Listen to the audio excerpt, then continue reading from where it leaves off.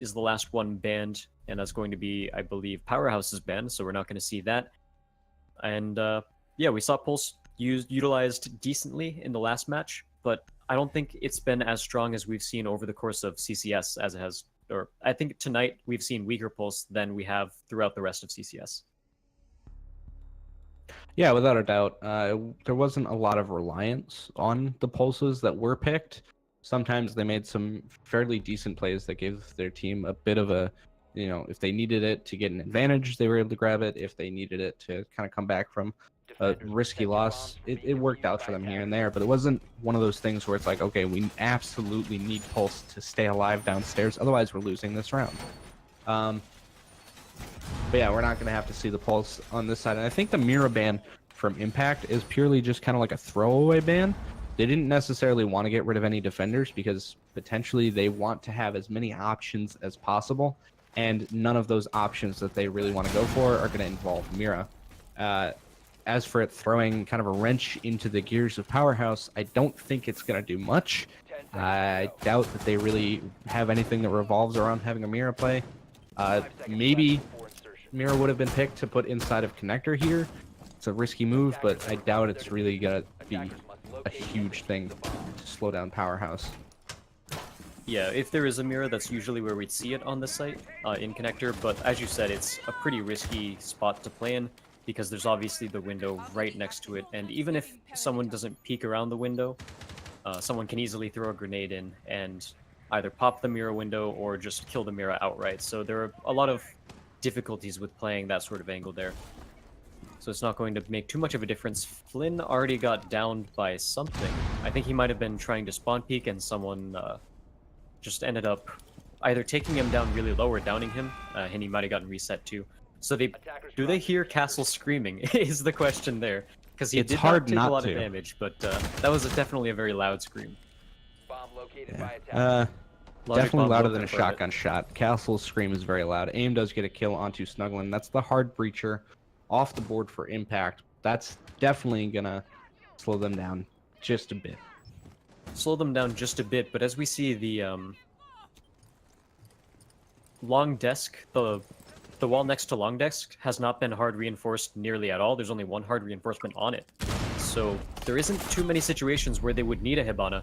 And now Prince manages to get himself caught out between a crossfire and two people going to be shooting at him, taking him down, and that leaves us with a 5v3 situation. If they can get Vigil back up, we'd have a little bit of trades here, as Not Loading is playing this angle, but he has become predictable, and Surfat Matt gets the pre-fire. However, Surfat Matt goes down by Coda, and another shot down. Jib2K manages to take out Coda. And that's going to leave us with a 3v2 situation. Make it 3v1 as another Maestro LMG kill goes on the board. And still Vigil hasn't been picked up yet. He looks like, yeah, he's in these offices over here. So maybe he might be able to buy a little bit of time. Yeah, I think he still thinks he's alive, but there he just heard a couple of pain noises, so he knows he's downed. But that brings us to a 1v2 still, and Lil Asian does not have a lot of health left. No, and there's a Yokai watching him. Flynn is going to be able to give those callouts. They also have the Maestro still standing, so it's going to be really tough for Lil Asian to pull anything off here. And I personally don't believe that he will pull something off. He is trying to drone out sight, get any intel that he can beforehand. But 30 seconds left. He does not have Diffuser. He has to go for these kills. There's still two Yokais standing, and they also have a couple of Evil Eyes that are still floating around on the map. Flynn does get a Yokai up there to go after him, and it gets away safely. So Lil Asian, 15 seconds left on the clock. Not much that he can do. Has to try to go for an aggressive push here if he's going to do anything at all. With Maestro. 10 seconds remaining. Yeah, AIM is opening that up. He's just going to go for the shots. Yeah, so he's already shutting down Lil Asian, who has to go for the peak now. And there's just no time for anything to really happen here for him. That's going to be Powerhouse taking round one with a pretty solid...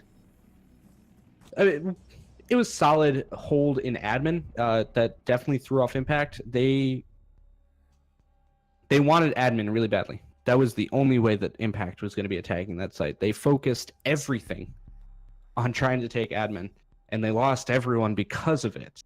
There were 3 crossfires that were set up there. You had a player sitting inside of break room. You had a player on each side of admin. You had Yokais in there. You had I think they had an Evil Eye maybe in there, or an ADS in there as well. Like there was a lot of utility and a lot of manpower focused on admin. And the read from Impact should have come in to say, hey, maybe let's not try to attack from here. But they just committed to it, started throwing themselves into it, and Powerhouse was just like, okay, just jump into my crosshairs. That's fine. And they were shutting them down like it was nothing. Protect your bombs from We being talk a lot used by about attackers. mid-series adaptation, where maybe if a bomb site doesn't work, you adapt, pick a different bomb site, or pick different operators to defend it differently. But the same can be said for mid-round adaptation, and that was, like you said, one of those situations where Impact should have adapted and said, yeah, they definitely put too much stuff here, let's go for an executive take instead. Because an executive take is just as viable as an office take. So at this point, we are going to see Powerhouse switch down to the garage cafeteria hold, which, again, two places that I don't really want next to each other. I don't want to eat my food next to a garage. That just doesn't seem too appetizing to me, but Attackers' objective is to You've nevertheless, never been a that's, mechanic. that's true, I have not. Grease is a regular part of your diet at that point. But yeah, But this I is mean, a consulate. that's true. You'd think there would be at least one other more luxurious place for such an important building to have. But beside that, we're gonna go on to the round, and we have both a Maestro and an Alibi. Which Alibi we don't see too often, but her gun has very low recoil, so it could be used to good effect here. And in terms of the Prisma mines, Prince actually getting a first pick onto loading through a very narrow angle there, so that's a very fast pick, and Impact are already in the advantage of this round. But as I was saying, the Prisma mines actually, ooh, yes, okay, so he has two unused Prisma mines. This is what I like to see from an Alibi player. I'm in the camp that as Alibi, you put down one, maybe two Prismas at the start of the round, and then save the rest to aid your roaming. So you're in a room, you make your presence known, you get a couple shots out, maybe you get a kill, you rotate out of the room and place down one, maybe two Prismas to catch the enemy off guard, because they've already droned out the entire building. They know where the Prismas are or aren't.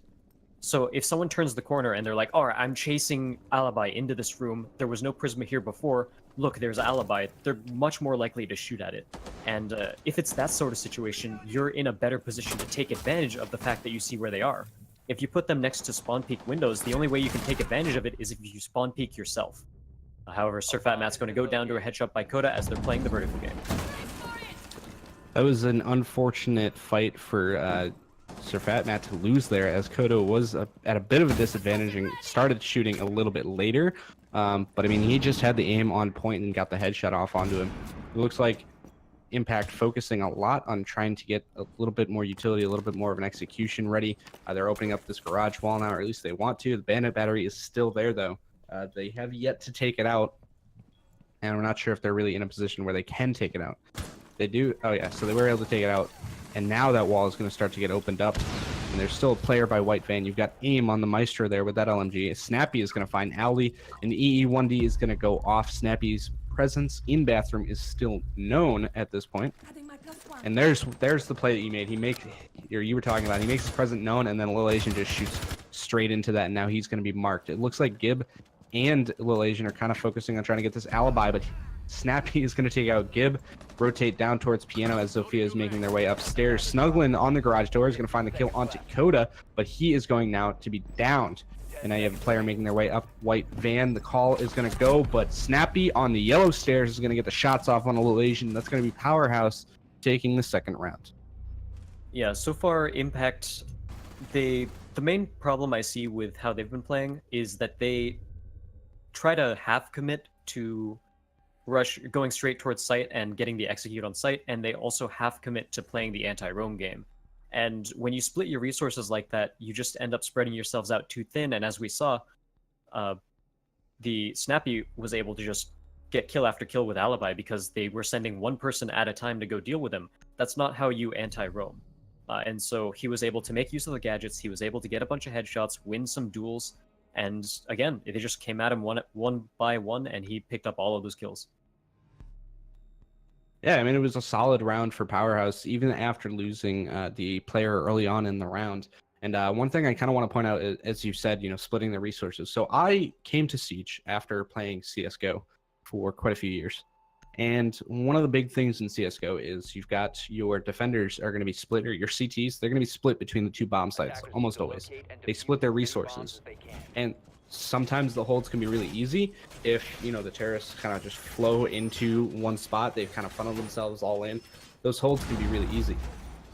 But the split resources put you at a big disadvantage when you're defending, or a bit of a disadvantage when you're defending. But when you're attacking, if you split your resources wrong, you're going to be at a complete and utter disadvantage. You'll almost always see the attackers all sticking together and following towards one site. Maybe you'll have one person floating around somewhere trying to catch a pick, but that's not the most common thing. You'll see the full attack commit to one area. And it's kind of something that you need to follow that in Siege as well a little bit. Yeah, it's okay to split off a couple of people to shut down one roamer if you know for a fact that those two people are going to work together and go after that one roamer. When you're going at them one by one, that's not splitting your resources properly, and you're basically just walking into the crosshairs of that person and dying each time. And that's kind of what Impact did. Especially with how well Snappy's been playing. Like I mentioned, that's exactly how I want to see people use Prisma Mines. And he did it perfectly, and he was also winning gunfights left and right. So you definitely want more than one person to flush him out of there, basically. A couple of grenades going out. That was a pretty good flag. He flushed him out of the corner, but he wasn't able to pick up the kill off the back of that. And Snappy's actually going to pick up the kill, too. Very fast fire rate weapon right there, and he does not need a very long time to peek out in order to get that. And now, once again, we see Impact putting so much emphasis on going toward these admin offices over here, while Powerhaus, they've put 2-3 people over there. They put a lot of resources over there, and at this point, Impact have to say, maybe we should just be attacking somewhere else. It seems like Impact really likes to commit to this. Oh my goodness, he was shutting his phone off, and AIM just had the perfect crossfire to shut down Alley there. Oh, Powerhaus is just completely dominant on this because Impact is just constantly throwing themselves towards admin, towards copy room, all these different stupid peaks. Little Asian is going to find Coda, and that's going to be the first kill that Impact is going to get this round, as 3 of them have already fallen. You can see finally Little Asian and Gib are deciding, hey, let's go for a different take from a different spot. Gib is on the yellow stairs window right now, but AIM is making his way over there and opening up that hatch. He's probably going to drop down, try to hold yellow stairs. Flynn inside with a shotgun is going to shut down Little Asian as he repels in, and now you've got Gib alone at the bottom of yellow stairs. Not much that he can really do with a minute left in the round. He's going to try to do something, but I'm not sure exactly what he's going to be able to do. Yeah, there's really not much he can do at this point. A 1v4, and you have all of the... He actually saw the Prisma be placed down there, so he's not going to get tricked by that. But it's still a 1v4 situation. The E1D goes down, and it's going to give him a little bit of extra information, but it's still just a situation where everyone's holding a different angle. No one's trying to be over-aggressive, and no one's pushing him down, and AIM is going to get a shot through the stairs, or maybe it's through the floor there. But in either case, yeah, it's down the stairs. That was just a good defense once again by Powerhaus, and we keep going back to Impact and how they're not really adapting. And 2 of the main things that I saw go wrong that round were, first of all, yeah, they took too long to adapt, and by the time they switched over toward the executive side and they're starting to attack yellow stairs and bathroom, they're already 3 men down, so they're fighting into a huge disadvantage. And the second thing was that they did it very slowly too. If you rotate like that, you want to rotate very quickly, because we saw they headed over to the other side of the map, they started breaking barricades, and Powerhaus were still on the admin office side of the map. And Impact just waited, and that gave Powerhaus the time to rotate over and bring their resources over to the executive office. If Impact had gone faster, then they would be inside before Powerhaus could really react to it. Granted, Flynn was still playing that position in bathroom, and that's just a really hard one to flush out, but it was still something where if Flynn wasn't playing that angle, or if they were to get the pick, or if they just entered somewhere other than bathroom, that would have been much stronger for them to play faster. I mean, they're committing a lot to that admin office side, and it hasn't worked out for them. Maybe if Powerhaus does have to defend over there again, things will go differently. But this time we see Powerhouse in lobby and piano. So I said before, this is a site that can be picked if you know what you're doing. It's kind of easy to attack this site if you bring the right lineup for it. So if you get like a Montaigne, Glaz and Blackbeard are both banned out, so you don't have to worry about that kind of plant going down. But a Ying maybe at Montaigne, there's a lot of opportunities to get a very solid plant down without really going for too much map control. You kind of need to focus a little bit of control up top, make sure they're not able to spray you down from above. But you can also cover yourself while you're getting the plant so they can't spray you down from above. And then you just sit outside where you're nice and safe and cozy. Yep. But Powerhouse, go ahead. Glaz is pretty important to that strategy too. And like you said, it's banned out, so that's going to be hurting them a little bit. Surfat Matt with he was shooting directly through the wall there, but he does not have enough penetration on his gun to shoot through 2 walls and take out Snappy. So he's going to get back. He's probably going to get reset too. His loading is going to do the honors. What else were you going to say? I forgot. That's fair. I do that all the time. Oh, okay. So with the way that Powerhouse has been playing so far tonight, I can't see Impact being in a position where they can go for that plant on that front door without taking control of top floor first.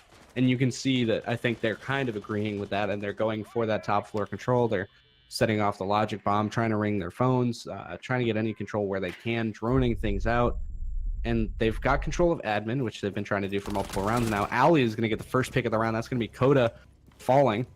And now they're going to have access to the cameras. And they have a Valkyrie on Powerhouse's side. So that's going to give them access to those Valkyrie cameras as well. Maestro and Echo, too. Right, yeah. I mean, it's a solid start for Impact. Yep, so a lot of extra information going to Powerhouse, and the Echo Yokai drones, with Valkyrie cams, if Dokkaebi gets control of them, you can just shoot them out and you'll be fine. But with Echo drones and Evil Eyes, those bring a lot of extra utility other than just spotting people. So you don't necessarily just want to take them out and bring that off the board. So Impact are going to get some pretty reliable cameras on the defense as well. He's going to get exposed, however, and loading's going down to Prince Ali, who was right there ready to follow up on it. And nope, not going to win the second 1v1 as Surfat Matt takes down AIM2, and Flynn is now the only one left on the defense. Surfat Matt getting a couple of really big picks there. And even though he's Echo, very strong 1v however many operator, he's still playing at a disadvantage. And Surfat Matt's going to peek up from downstairs after Gib dies. That's going to be an easy kill. And Impact finally winning a round. Yeah, I mean, Impact needed the round. They needed to kind of get back on their feet. They were down 3-0, which puts them in a really bad start to the match. But getting that round, maybe they're able to catch their footing a little bit, slow things down for Powerhouse and say, hey, guys, we're not going to go that easily. But at the same time, Powerhouse picked the most risky bomb site available on this map. So it's kind of a little bit of a trade-off. Maybe Powerhouse is trying to see what they can manage. They were kind of gauging Impact a little bit at that point, seeing, hey, what are they prepared for? What can they do? What can we do? And figuring out where their safe zone is so they can make sure that they play the way that they need to shut down Impact at all costs. And now we see him going back upstairs. So we'll see if Impact decides not to attack admin this time. Cough, Snappy cough. 6th picking onto Alibi, and if the other thing about the way I mentioned that I think Alibi should be played is that even though IQ would in theory counter Alibi, in a way she doesn't if you play this sort of late Prisma strategy that Snappy's been playing, and like I've been talking about, I've been preaching that for weeks now as well, so I think a lot of people might actually be tired of hearing me say it at this point. But it's also good against IQ, because if you play that sort of style, IQ is not going to want to chase after you and pull out her electronics detector to see if you put down a Prisma on the repeat, because it just leaves her super vulnerable to getting shot at and just not having her assault rifle out. So just another way that it can, I guess, mitigate the counter that IQ would have against the Prisma mines. However, he is going to be playing upstairs once again in admin offices, which might not utilize Alibi's strengths very much, but we've saw that Snappy is pretty comfortable playing up here. He's pretty comfortable getting the quick peeks and getting frags that way. And ooh, this is a very good buck play, but he's going to get shot himself. Loading picks up the kill there, and Surfat Matt regretting his decision immediately, even though that was a very smart play, and they knew he was there from the last couple rounds. I'm not sure what exactly happened there, but it looked like Surfat Matt just kind of stopped ADSing halfway through that. You kind of need to make sure that you get the kill before you stop going for the kill. So, I mean, good job loading for maintaining that.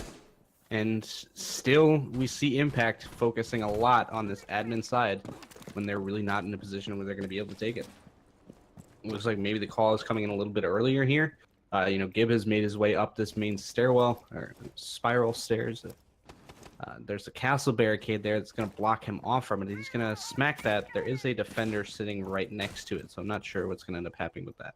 That is Flynn, though, and he was on his drone, so I'm not sure if the call was there just yet. He did get off of it, walk away, so here it gets smacked again, if it does. It's I think Gib should have been continuing to watch under that doorway, because the defenders think that spot, the entire spiral staircase, is held down, and you can't get killed from there.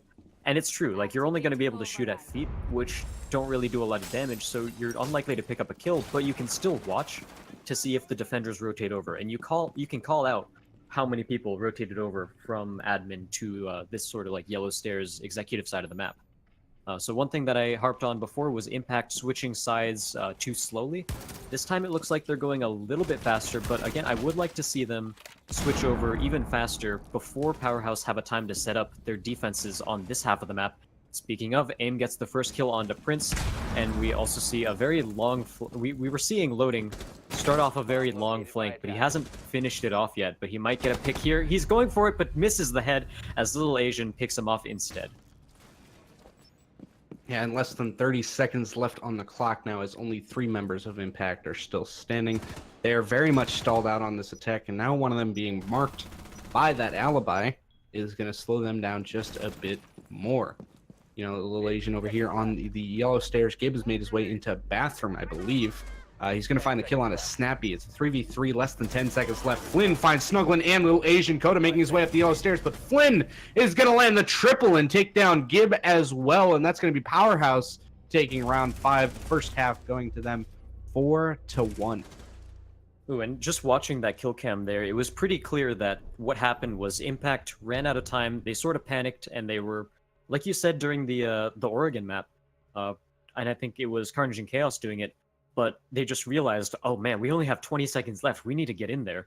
And when someone's watching that angle like that, it can be pretty easy for them to pick up multiple kills because you're just caught sprinting. You can't pull out your gun fast enough, and it's just a kill hallway for Flynn to pick up all of those kills, getting a 3K for him at the end of the round. And so now we're going to switch sides, and Powerhaus are sitting pretty with 4-1. We'll see if their offense is worse than their defense.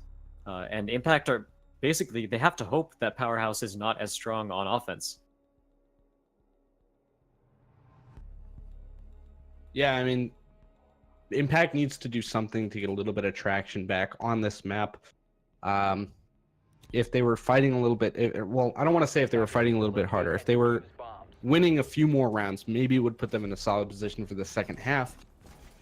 They'd be a little bit more comfortable making some risks here and there, but at this point, they can't take any risks.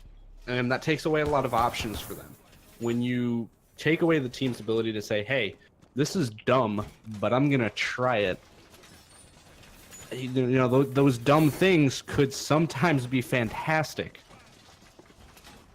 And now they can't do it. They can't even try because it's such a risky thing to do, and it's a dumb thing to do. It could put them at such a disadvantage that they immediately put Powerhaus on match point and then lose this first map. They have no slack right now, basically, is what I'm trying to say.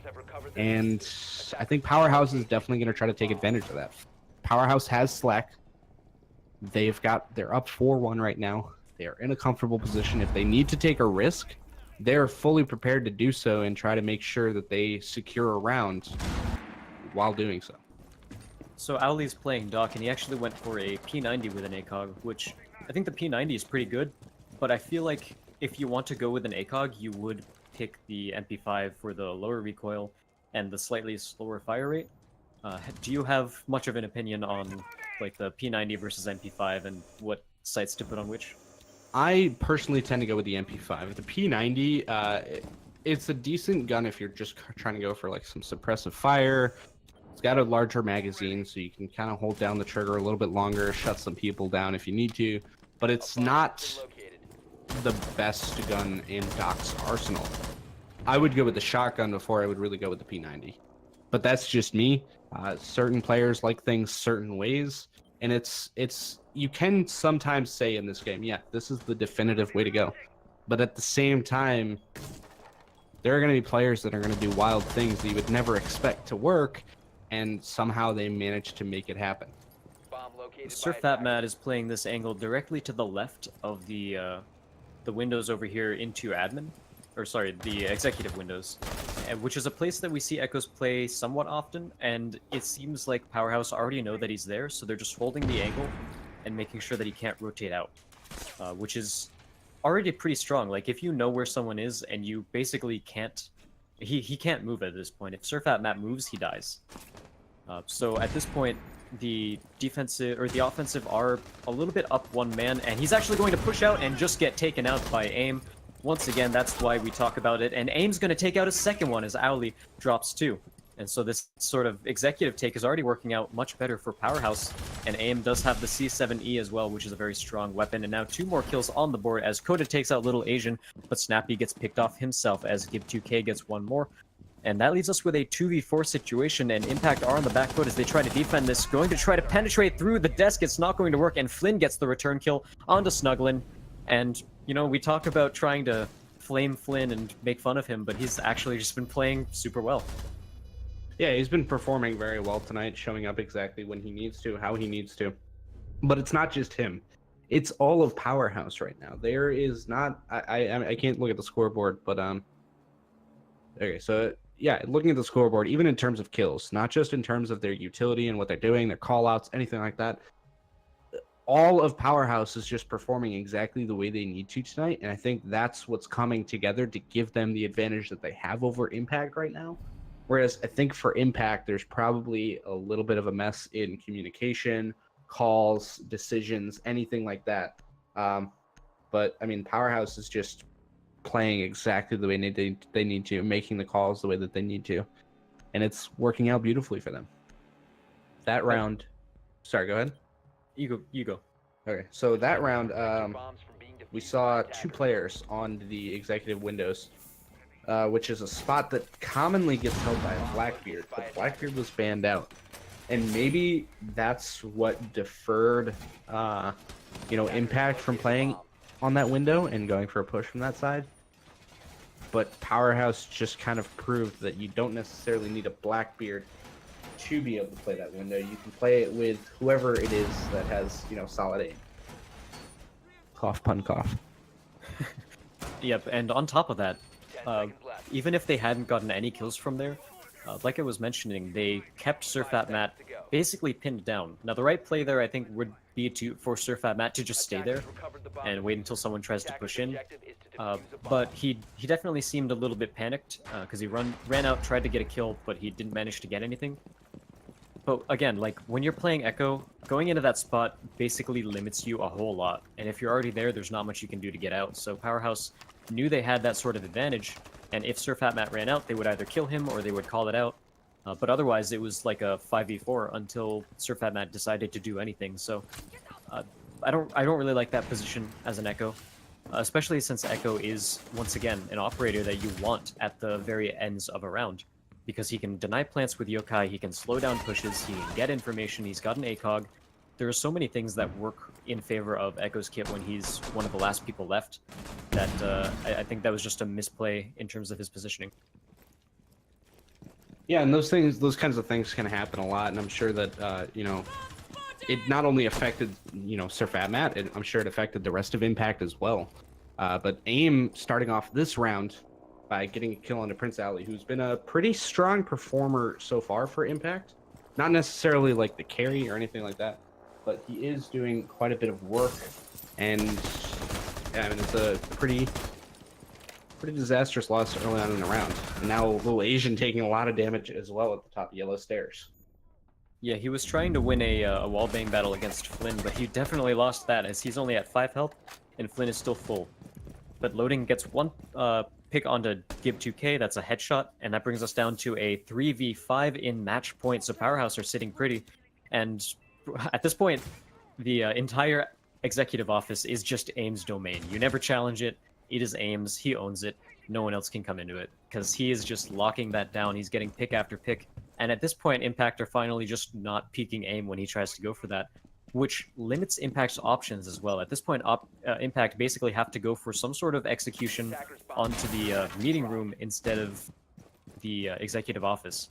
So it's a little bit of a situation that they don't want to find themselves in. Sorry, Powerhouse need to... yeah, Impact need to defend the meeting room is what I meant to say, not attack. Okay, but they're in a tough spot. 30 seconds left. Powerhouse has 5 people still standing. Little Asian is very low on health. And now Snuglin is pinned in the corner, but he's going to go for the shots on Thermite. Misses them. Flynn gets away with his life. And Snuglin is now actually able to retreat to a safer spot. That hatch upstairs is broken, though. And Coda is going to find the shots onto Snuglin. It's a 2 versus 5 now. Little Asian still very low on health. Sir Fat Matt, I believe, on site. The shots are going to come towards Piano from Little Asian, but they're not going to connect enough. The plant, I think, is starting to go down. Little Asian is going to find aim. Yeah, so Flynn is going for the plant right now. The Yokai is kind of trying, not loading, takes out Matt, and Little Asian takes out Coda. The diffuser is down, or it has been placed, I should say. And now Little Asian, with very little health, has to go for the retake against 3 members of Powerhouse. He is in the worst position possible. I believe at the bottom of Spiral Stairs, trying to make his way towards that front office. Yeah, he's so by circle desk right now. Throws an impact over there to try to get the IQ, but it's not actually going to be able to do anything. He's bouncing back and forth trying to dodge all the shots, but Snappy is going to be there to close it out, and that's going to be the first map going to Powerhouse. Yeah, the first map was a really decisive one for Powerhouse too. Impact just didn't manage to find their footing at all. And for this sort of for the center piano room and main lobby defense, you want to make sure you put a lot of effort into meeting room, but you don't necessarily need to have all that much control over executive office. So I think they should have earlier just rotated out, not challenged aim, and just play a little bit safer. Because if you are in meeting room, then he has to go through executive and connector to get to you. And meeting room also has a really good set of line of sights that you can shoot down through the floor into the main lobby. So that's a very defensible place. But I think Impact were just misallocating their resources there. Yeah, and I mean, it ended in Powerhouse taking a very definitive victory, 6-1 over Impact on Impact's pick. So this next map is going to be Oregon. It's Powerhouse's pick.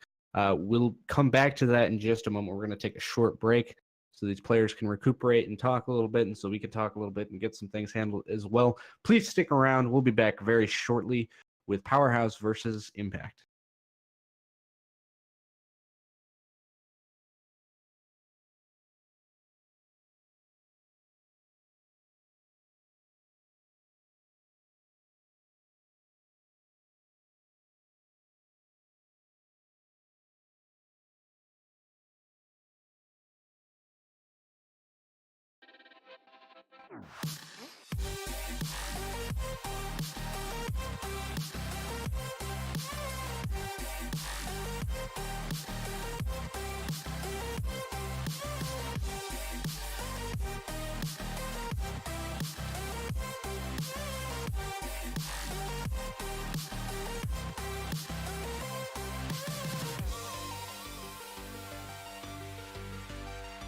We're back from the dead. Are you ready?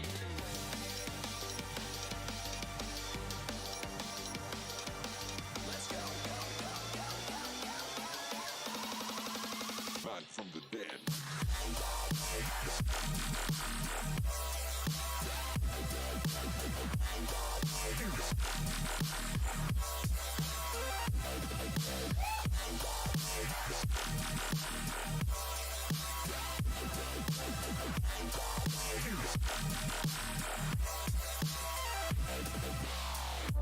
from the dead.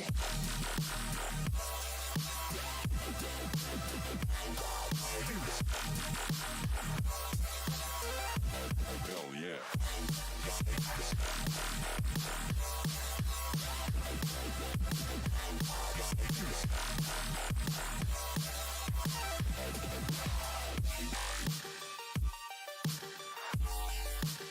We're back from the dead.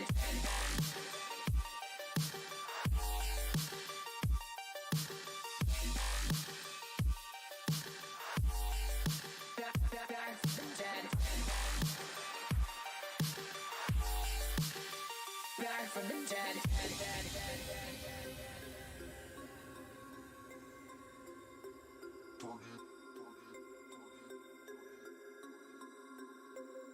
We about to turn it on.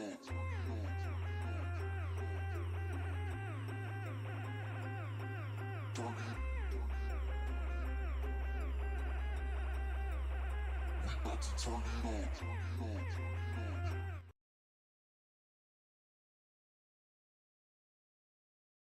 Ladies and gentlemen, welcome back to CCS Season 3 North America Impact versus Powerhouse. I think I just smacked my microphone, so sorry about that. My name is Crazy Man, and I am joined tonight by the astounding Azaraki. I thought you were gonna stick with the other one the entire time. I wanted to do a different one. Don't I'll be make fun of honest, me. It's not true. I'm terrified of wasps, so Fair. I'm not super audacious in that respect. But frankly, who isn't terrified of wasps? I hate them so much. They are jerks. They are little winged jerks. But we are jumping into the second map of Impact versus Powerhouse. It's going to be Oregon. First map went in favor of Powerhouse 6-1. And now we have Impact starting on attack and Powerhouse starting on defense as we move in to Oregon. Operator bans are underway, as you guys can probably see on your screens. The first one is going to be Dokubi, and then Glaz is going to be the next operator that gets banned. We tend to see a lot of these long-range DMR operators banned on offense. So Blackbeard is banned very often, and that one's a little bit more obvious. But we've also seen Glaz banned a ton, but we've lately seen a lot of Dokubi bans too. And I think a lot of people are getting just really comfortable with the EK. Is that her? It's basically the an MK14. Yeah, it's the M14. I don't know what this game calls it. MK14 sounds like. And the SMG-12, same sidearm as Vigil has. So a lot of players have been getting really comfortable with those, and they can really frag out as Dokubi. So one of those operators that didn't start out as one of those big fraggers definitely ended up being one once people got used to it. In a way, you can sort of think of it like Buck originally. People didn't think his guns were great, and they have gone through a couple of changes, but there are still some players who make the C8 work incredibly well, even though a lot of players can't really get used to the recoil pattern on it. But on defense, Sorry. you go for it. No, go ahead. On defense, the Mira and Valkyrie bans, which are pretty common, just denying information for the most part, and Mira is just frankly, like we mentioned before, super strong for most defenses. Yeah, I think the Mira ban is definitely coming in from Impact, trying to give themselves a bit of a better advantage for this first half. And I've always said, when you go for the ban phase, try to give yourself the advantage on the first half. Ban an attacker, like if you're playing attack, ban an attacker that you don't necessarily need. Ban a defender that you know they're going to rely heavily on. Things like that. Try to ban for that first half to give yourself a solid advantage so that you have room to play with in that second half should you need to. We see a Ying this time too, which is something we haven't seen a lot, not only today, but recently. Obviously, she was banned for, I think, 2 of the 4 rounds we've seen so far today. So that's obviously part of it, but overall, we haven't seen Ying as much as I thought we would have, because she is still a very strong operator with the Candelas. It can really aid any sort of push that you're going for, and even without a Glaz, Impact are still taking 4... I don't want to say smoke grenades because Capitaos are arrows technically, but 4 smokes in one way or another. So Impact are really looking to deny lines of sight and get plants down that way, and we'll see how well it works out for them. Yeah, I mean, they're going for a pretty standard take. It looks like they're working their way from the west side, clearing out any roamers that are maybe towards small tower. They're going to try to take the dining area and the kitchen area. Fairly standard. You want to make sure you have control of those areas so you don't get C4'd from below, you don't get shot from below. You give yourself a position where you can actually, plant the diffuser from. Sometimes you'll see a master bedroom and armory take as opposed to this kind of a take, but it looks like Impact is a bit more prepared for this kind of a take, and you can see they're already getting underway, pushing pretty aggressively towards Coda, who is playing inside of kitchen here. Yeah, so they know that Coda's playing kitchen, and so that's the only C4 on the side of Powerhouse. So they basically need to rely on Flint to deny some plants through some smoke, and AIM is actually going to be taken down first, and that was one of the big fraggers for Powerhouse last map. Him and Flint really drove it home, so that's a kill that they're going to be missing, especially as Maestro, who's got such a good gun, as well as the Evil Eyes that can deny a lot of stuff. But Prince Owly gets another kill. That's Flynn down as well. So both of the top fraggers for Powerhouse last time and Impact are already doing pretty well this time.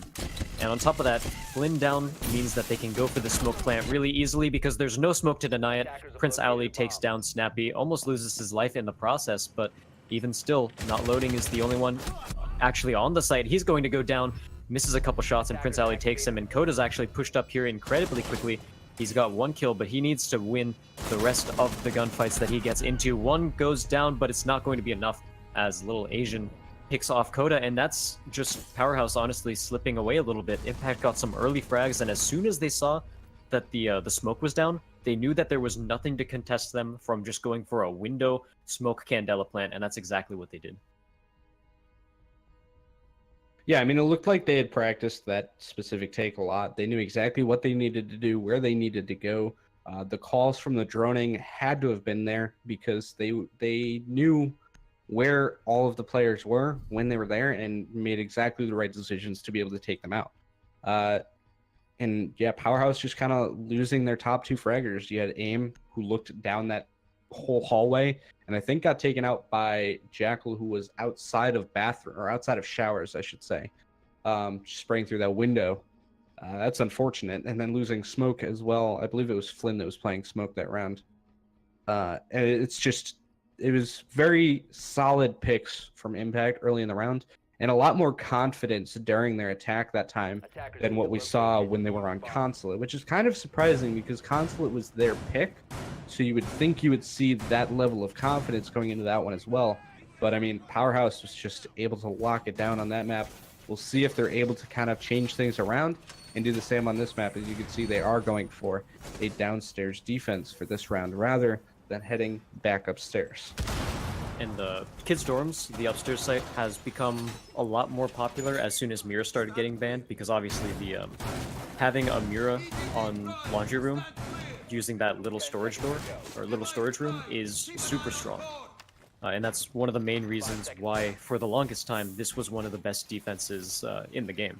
But after Miras started getting banned, after the ban system was introduced, this site ended up being a little bit worse, and some people might say worse than kids' dorms as well. So at this point, I think it balances out the overall bomb sites a little bit more, but at the same time, Powerhouse are going to have to come up with a couple of creative options in order to defend this. They do have a Maestro, which helps see through the smoke that Impact has, and again, they have 4 smokes, so the Evil Eyes will be able to detect if they go for a plant. The question is, do they have anything to deal with it? Because if Flynn goes down again at the very beginning of the round, then they won't have anything to deny any smoke plants. Yeah, it's one of those really risky moves to have a smoke that might play a little bit aggressive. So I think Flynn this time is playing a little bit more reserved. Yeah, he's still sitting inside of the closet, just kind of sitting there. And AIM still going for those aggressive fights. He's playing Capcan this time, so those traps could catch a few people off guard. And they also have a Legion, so quite a few options in terms of traps here to try to slow down Impact or catch them off guard, give Powerhouse the intel on when someone tries to go somewhere. And Snappy being in Watchtower here on those stairs with those opened holes at the top of the stage wall, that puts him in a very solid position to cover his teammates, one of which is currently being tracked by Jackal. If anyone pushes in, he's going to be able to return that kill really easily. But Surfat Matt knows that he's right up against this wall, and at this point, he's watching the exit, So they have 100% knowledge of where not loading is, and they will continue to actually he pushes out. He manages to get through without dying, which is good on his part, but unfortunately that means that Impact wasn't quite watching well enough as Surfat Matt drops that kill down. Sees, I think, an arm twitching, and he has once again the information on where not loading is, but doesn't seem to be able to do anything about it. Still, he can keep not loading pinned down for now, and that basically leaves one member of Powerhouse off the board. Yeah, E1D does come off as they're going for an execute focused a bit more towards site. Ali does find the kill onto not loading. And it seems like Impact, at this point, they kind of just need to focus on getting that diffuser down on site, which means they have to deal with Flynn. They have to actively pursue Flynn and AIM, who's sitting inside of the supply closet, as opposed to, you know, maybe watch for a flank to come out from Powerhouse, but they really need to make sure that they get onto site and get this diffuser down, because they've got less than 30 seconds at this point. They've got some smoke canister, or the smoke arrows, I think, just came up from Capitao. And the first smoke canister is going to come out. So Fat Matt does find a kill onto AIM. The diffuser does go down. Flynn pushes up and gets the kill onto Snuggling. I said that was the first smoke canister, but it was actually the last one. Flynn has no more smoke canisters. One of the players on Impact at the bottom of the stairs. Little Asian will fall to Flynn as Flynn and Coda are in position. Here you've got Sir Fat Matt making his way down the stairwell, just kind of playing a little bit safe, listening for that diffuser to start to go off as Ali gets in position to watch the flank. Matt does find the kill onto Flynn. It's going to be Coda and Snappy left to try to clutch it out. Snappy gets Ali. Matt takes out Snappy as Coda is making his way up the stairwell, and Matt knows that. Matt goes for the peek, and he loses the fight. The diffuser is definitely going to be disabled. Powerhouse takes this round. I think Impact did not do a very good job of covering the angles as soon as they got the plant down, because Flynn was able to actually just push out through the smoke and pick up 2 kills, which is definitely not something that you want to have happen once you already have the diffuser down. So I think part of it might also be a misplaced smoke, because one of the smokes went right to where Flynn was hiding in the little laundry room cubby over there, which the smoke basically worked for him more than it worked for Impact, because it let him push out without anybody seeing him push out. So at that point, he was able to toss smoke canisters wherever he wanted, or even push forward and pick up a kill or 2. So that's a little bit of a misplay by Impact, but they almost did take the round back into their favor. I think the other main thing that I noticed was that instead of holding the angle from Meeting Hall, the Lion player, I forgot who he was, I think it was Ali. Ali, okay. Yeah, so he pushed forward instead of just holding back and holding the angle, which, of course, that's a duel that you don't have to take, so why would you? Instead, that just sort of dropped that angle for his team, and the rest of the game was, I wouldn't say easy, but it definitely allowed Powerhouse to get the round in their favor.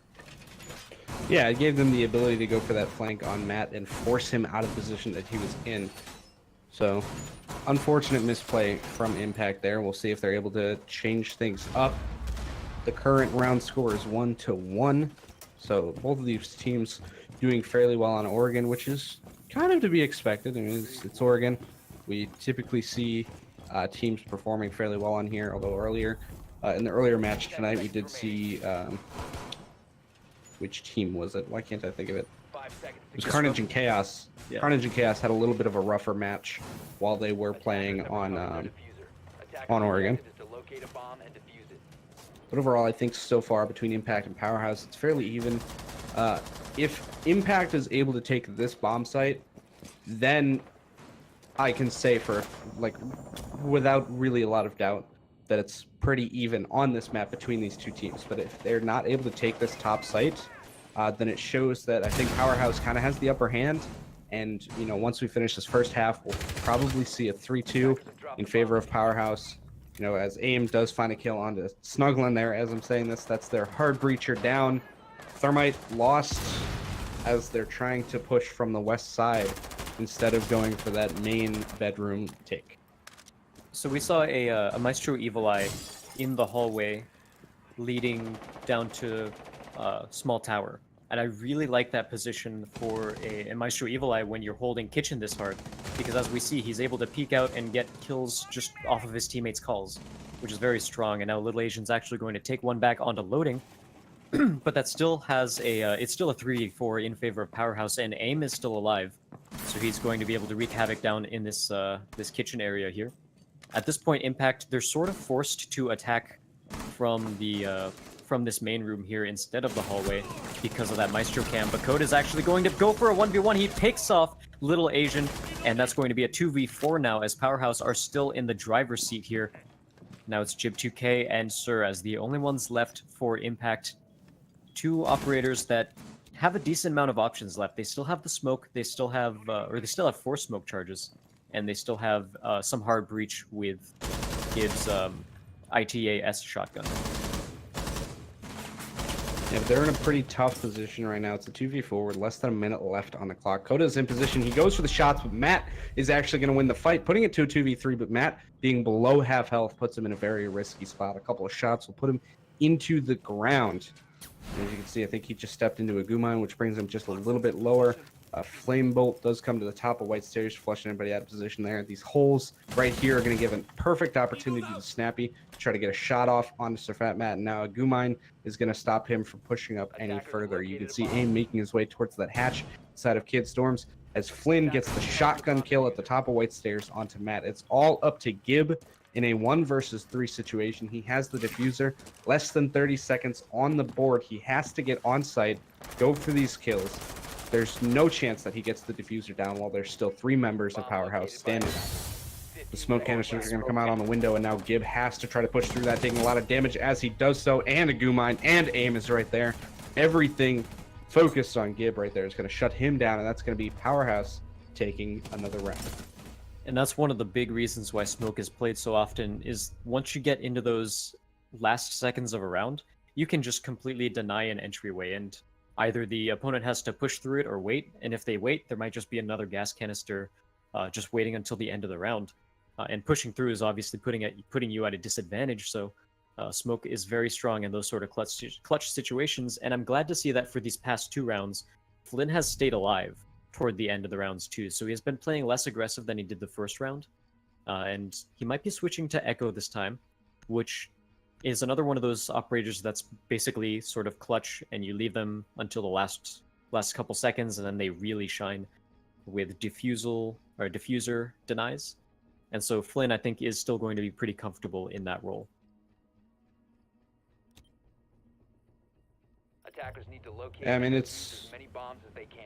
It's a solid spot for Powerhaus to be in right now. They're up 2-1. They won upstairs, so they won upstairs again, I should say. So if they're able to win downstairs now, that gives them a solid lead over Impact at 3-1, and they're likely to win the top floor once again if they do go there. That would put them at a 4-1 after the first half and give them a solid lead moving into the second half, where I definitely could see Impact having some issues. But I kind of lost track of things for a second there. Did you comment on that blitz that got pulled out? I did not. I commented on Flynn playing Echo, and he'll be doing a somewhat similar job to what he did on Smoke, so it should still be comfortable for him. Yeah, he is. The plant denial is something that he's been doing very well all night. He played Echo very well while they were on Consulate. And yeah, I mean, with this blitz here, they've got a Legion, which is going to be pretty solid. They have the yokai drones that could also help disorient the blitz and, you know, give a little bit of an advantage.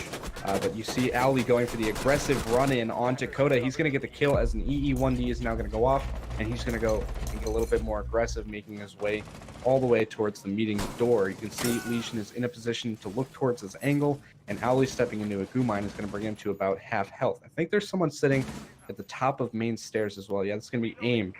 At the top of those main stairs, they're watching for anyone to peek this angle from kitchen.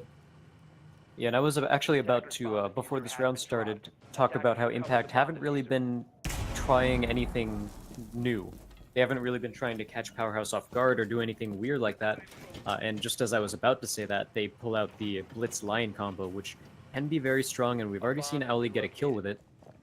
So already, Powerhaus is on the back foot. They have to sort of play a little bit more on site now, too. Obviously, Blitz is super good against roamers in any 1v1 situation, so it's going to force most of Powerhaus to retreat to either Meeting Hall or downstairs. So they still have a lot of resources on Meeting Hall, which is good for them. But Impact might just ignore Meeting Hall completely and go for this takedown here. And it looks like that might be the best idea for them to go for here. They can kind of watch for the flanks, make sure that nobody comes out for the flanks. And, you don't have Owly on the line this time to go push towards that meeting door when he just needs to sit back and watch a flank. So who knows? This could end pretty favorably for them. It looks like they're starting to commit to an execute as the smokes and fire arrows are going to come out. Owly does get downed, though, at the bottom of those stairs by a C4, and Snappy is going to finish him off with that Evil Eye. So it's a 4 versus 4 right now, and now Flynn is going to come in with that Yokai, go for that plant denial, and the Yokai is still not going to fall as Matt fired at it. And maybe it did go away, and it was just a little bit of a bug. Not loading with the flank, does drop 2. He goes for the 3rd. He's going to go for the shots again in a really aggressive fashion. He now has Matt and Gib both looking in his direction, trying to find the kill onto him. Snappy there for support as well. And now Matt is going to fall as he runs through that doorway, and Snappy knows he has a ton of bullets in there. Just hip fire it. Less than 20 seconds left on the board. Gib left alone inside of the classroom, has to try to clutch it out in a 1v4 situation. Gets the shots on the aim, gets the shots on a not loading. It's the 1v2 now. The diffuser is downed. Less than 5 seconds, he hits the goo mine, and there it is. Snappy is going to come around the corner with the pistol and take him down. That is going to be Powerhaus taking yet another round.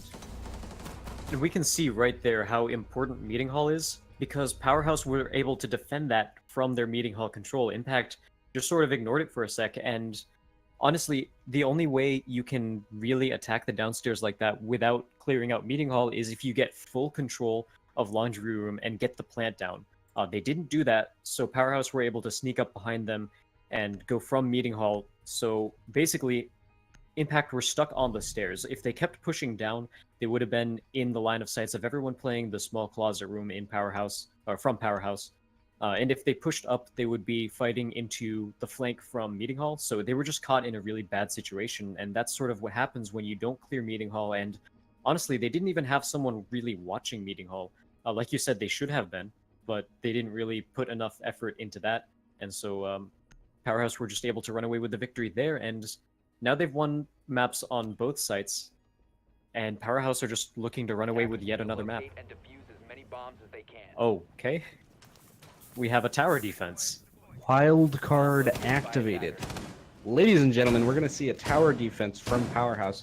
Believe we've seen them try this before. I remember seeing a tower defense, but I can't remember who it was and what they were doing. And it was this season, if I remember correctly. I think it might have been Sinister that went for it. It was either Sinister or Disrupt, one of those two teams. They're pretty wild. Or maybe Nomads. I can't exactly remember. I know So, I saw it in the qualifiers as well. So I think it was either one of these two teams that ran it too. I forgot which one it was though, but it did end up working just for catching the offense off guard. And during that series, the main thing I noticed was that the offense never really tried to attack tower in those matches. The offense kept trying to bring Meeting Hall down, and all the defense really had to do was put all their resources in Meeting Hall, because the thing with tower is that there's only one real direction you can rotate. It's either through attic or through Meeting Hall, and they're both on the south side of tower. So that sort of limits the defense quite a bit. And as far as roaming goes, and Little Asian already getting a pick onto Snappy, who got a little bit too aggressive and peaked very early there. So basically, at the wrong time, he got his head blown off because of it. Yeah. So I want to see more offense pressure onto tower itself, because if you push in through the tower side, you can't get flanked. There's basically no way for the defenders to rotate around you. But on the other hand, it looks like Powerhaus isn't putting as much emphasis on Meeting Hall as that other team did that I was talking about. So it could actually go either way. And it looks like Impact is just kind of figuring out what it is that they need to do to go for this take. I believe I saw aim in the top of Watchtower looking down towards those main stairs there. The Yokai drone getting really aggressive. Does disorient one of them for a moment, but doesn't entirely do too much.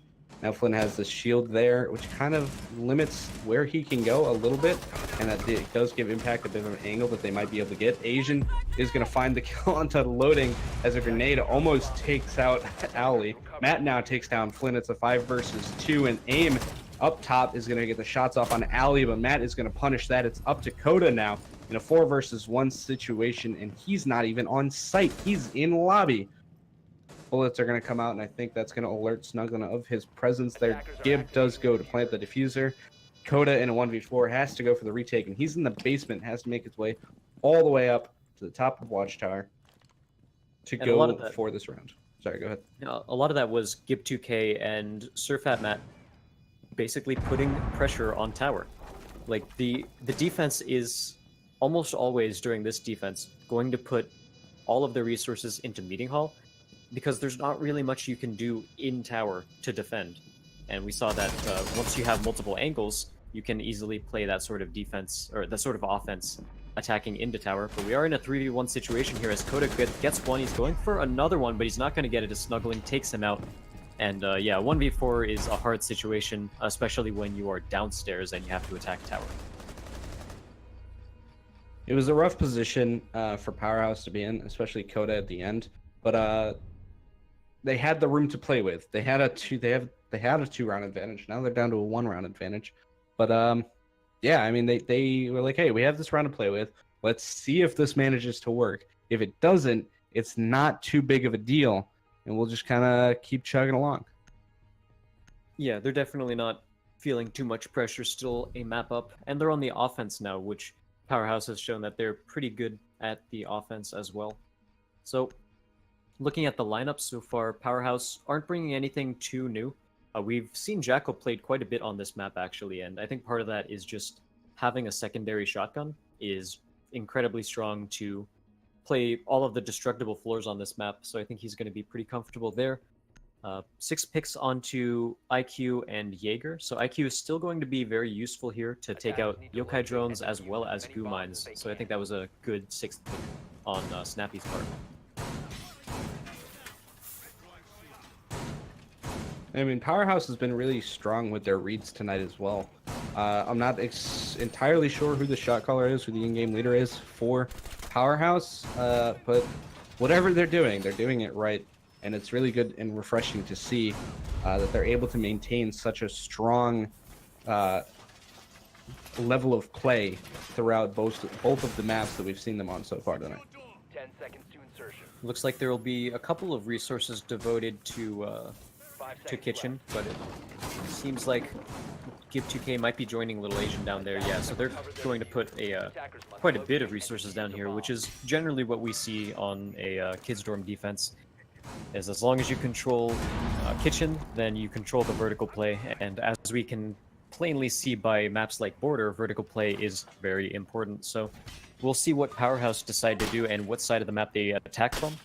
Historically, Impact on their offenses have been attacking from the west side and been trying to push in through bathroom the entire time, but it looks like Powerhouse might have a different idea. Yeah, Powerhouse, Koda is already taking control of Armory. He's going to place a Claymore up here to try to prevent a flank that could come up those main stairs. They're not able to open up that Armory wall, so they don't get the long angle all the way down the hallway.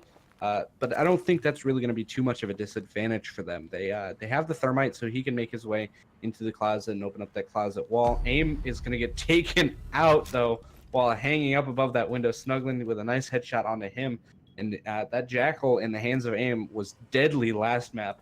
I want to see him able to, go through the round and get some shots off on this map too, because it's actually insane to watch him playing that Jackal. I mean, he lands his shots like they're nothing. Yeah, he makes them look pretty easy. And now Powerhouse are going for a pretty classic take here with the Thermite charge over on the these bedroom walls here. And Surfat Matt's actually waiting down below. He's not going to be able to use any concussion charges there, but he can still get quite a bit of information. And I think most importantly, he's watching to make sure no one actually pushes through the door. Because as soon as they do, there's going to be a call out, and Snuggling's going to push out and try to take out the kill there. So Prince Owly knows that there is someone in this little armory room here.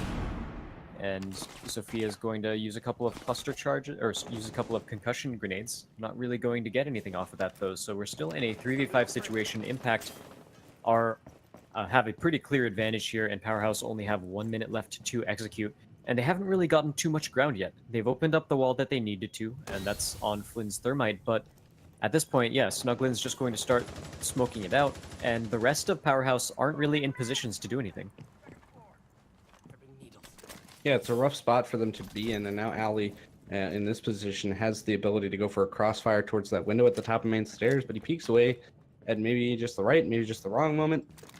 He doesn't get his head blown off, but he doesn't get to blow anybody else's head off yet either. Snappy taking some damage is going to distract him a bit. Less than 30 seconds left now, and Ali still going for these peaks. Flynn is going to take out Matt, though, putting it to a 4 versus 3, and now Flynn is going to plant that diffuser. And now Gib from those stairs is going to get the shots off on Akota. He's going to take out that Claymore as well. Snuglin now finds Snappy, and it's all up to Flynn in a 1v4. Diffuser is down, so he just has to defend it, but he has to defend it from all angles. And Snuglin is going to get the shots off onto him, and Impact now is going to go for the defuse. Okay. Just having a little bit of fun at the end of the round there, downing his teammate. But overall, I think a lot of that comes down to the early pick onto aim, because that took the smoke grenades out of the picture, and that took one of the best fraggers on Powerhouse out of the picture as well. So Impact really happy with that set of frags that they got there, and it evens us up to 3-3. So Powerhouse, their offense, we haven't really seen enough to tell whether or not it's working on this map. We're just going to have to see a couple of more rounds, bringing Capitao and Jackal, so they've got 4 smoke grenades, or 4 smokes. And we'll see if any 6th pick happens. Impact going for Echo and Maestro, a pretty strong combo, especially when Mira's off the board. Like you mentioned before, Maestro does a lot of the same things Mira does, just more slowly. So you can't deny plants as easily, or you can't peek out and get kills as easily as you would be able to with a Mira, but it's still pretty strong. You can see through smoke, you can tell when someone's trying to plant, and so it can be a pretty good deny tool along with Echo's yokai drones. Attackers I mean, and defuse bombs. Sorry, complete brain fart there. Happens to all of us. Yeah. So with the laundry room defense, looks like Impact are also going to use the similar strategy of holding Meeting Hall, which we've seen plenty of times today. We've talked about plenty of times, and it makes sense as a defensive hold, so it'll be pretty strong there. We'll see how many people they commit to it, though, and whether or not it'll end up working out. 10 seconds left.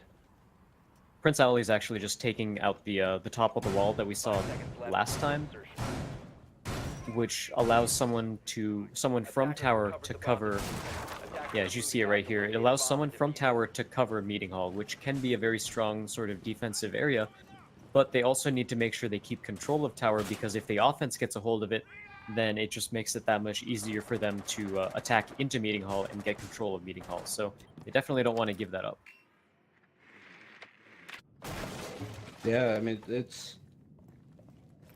it'll come down to, I think, how well Powerhouse does on some of this room clear here. It looks like they're focusing a lot on the south side, and then maybe not so much towards the watchtower. And if they don't really focus on the watchtower, then, whoa! Aim getting a shot off on the alley makes him retreat from that pretty aggressive spot on the main stairs. And yeah, I mean, Powerhouse off to a decent start, getting some intel, getting some ground pretty early on in the round, and now Coda is going to find the shot onto Little Asian, and that's going to put Impact at a 1-man disadvantage.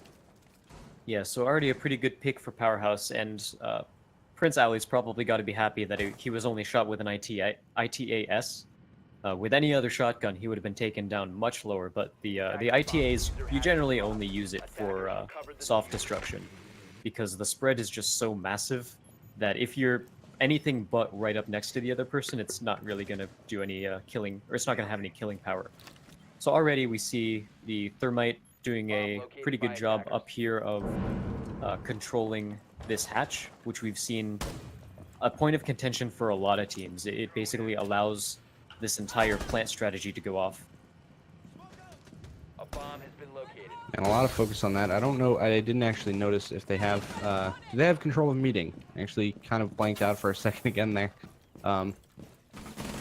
They might. Let's check. They actually do, and it doesn't seem like they did anything to get it either. It seems like okay, Gib 2K is still up here, but other than that, the rest of Impact just kind of fell back down into the site. Yeah, so that puts Impact. They're going for the safer kind of decisions here, which, yeah, sometimes it's necessary, but at the same time, it can be a little bit riskier, giving a lot of ground that easily. But it looks like Coda is going to get taken out by Matt from the stairwell there, but the diffuser went down, so you've got Echo. I think both of his yokais had to have been lost if he's not there for the plant denial. A lot of health being taken from the guys on Impact, but Gib is going to find the kill on the Flynn, and that's going to be a 3v3. Gib and Snugglin both very low on health, though, and they have to go for the retake with half of the diffuser already ticked down, and Snappy with a nice headshot onto Gib, traded back off by Matt, and loading takes out Snugglin. It's a 1v2 situation for Matt, and he's going to get shut down by AIM, and that's going to be Powerhaus taking round number 7. Yeah, so Powerhaus is getting the momentum back into their favor after losing 2 rounds in a row. But it does seem like they're starting to figure things out. They're a bit more cohesive on the attack than they were last time, and definitely more cohesive than Impact have been on their attacks. So they managed to take things back into their favor and bring it to 3-4 instead of 3-3. So they're threatening match point. We'll see if they can win this one too. We're heading back up to kids' dorms. Even though the offense won that time, Impact, the laundry room defense is not locked out, but kids' dorms is going to be their pick. So they think that they have some pretty good strategy for that. Doesn't seem like they'll be running a castle, which we normally see castle on. Or a lot of times we do see castle on the kids' dorms defense, just so you can keep extra control over the bunk beds. I think that's the A site. It might be the B site. Every room has bunk beds. It's very hard to call out this map, but I think it's the actual kids' dorms are the ones that castle generally puts his Attackers need to locate and defuse his barricades as many on. bombs as they can. Yeah. Oh, it's the B site. It kind of denies a little bit inside of the kids' dorms there. You'll often see people rappel up on the windows. But another option to deny that is sometimes you'll place somebody inside of the attic, and they'll reinforce that back wall of attic, that northern wall on attic, and they can peek through that window there and catch people off guard as they're repelled. So that's another option, as well as bringing the castle, as you said. We don't see a Maestro, which is pretty weird. We've been seeing that a lot this series. He's been getting a lot of good picks with, again, LMG ACOG. But his Evil Eyes are also really useful for these sorts of defenses, because there are a lot of angles in kids' dorms where if you watch the angle, you're very susceptible to getting killed. But if you have something like a Maestro, you can easily tell if someone is pushing forward or if someone's peeking an angle. It can basically watch those angles for you, and then you can just peek out and kill them, which is much safer on this site than it is to try to peek around a door to get any information. Yeah, without a doubt. And it looks like Impact just playing a little bit safer so far. We are only 30 seconds into the round, but Powerhaus looks like they might be going for a similar master bedroom style take, as Coda has once again already made his way into Armory, but they are going to be unable to open up that wall just yet for that angle down the hallway. Aim droning out sight to see if he can catch anything there.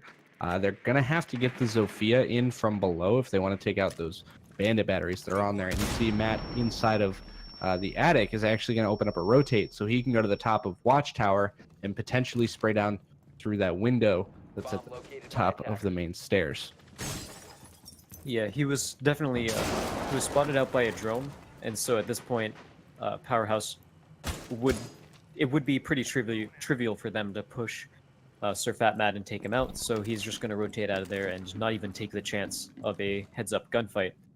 Prince Ali taking the position onto Small Tower. I think, yeah, oh, AIM is actually watching it very closely. Gonna get one shot, but it's not going to kill him. The Blackbeard window goes down, and he's actually just gonna get downed. Prince Ali just needs to reload, and he'll pick up the kill there. So, unfortunate play by AIM. He was only able to get one shot onto Ali, which is not what you want to do as a Blackbeard. Usually you win those. You really need to win those, kids. But no, it's unfortunate that they lost the Blackbeard as the first death there. It's really advantageous to keep a Blackbeard alive on that big window. It provides a lot of cover for quite a lot of rotates that the defenders kind of have to go through quite frequently. And I mean, Matt is still in a solid position top of Watchtower. Most of Impact, you know, they're all still standing, so they haven't really given much ground to Powerhouse.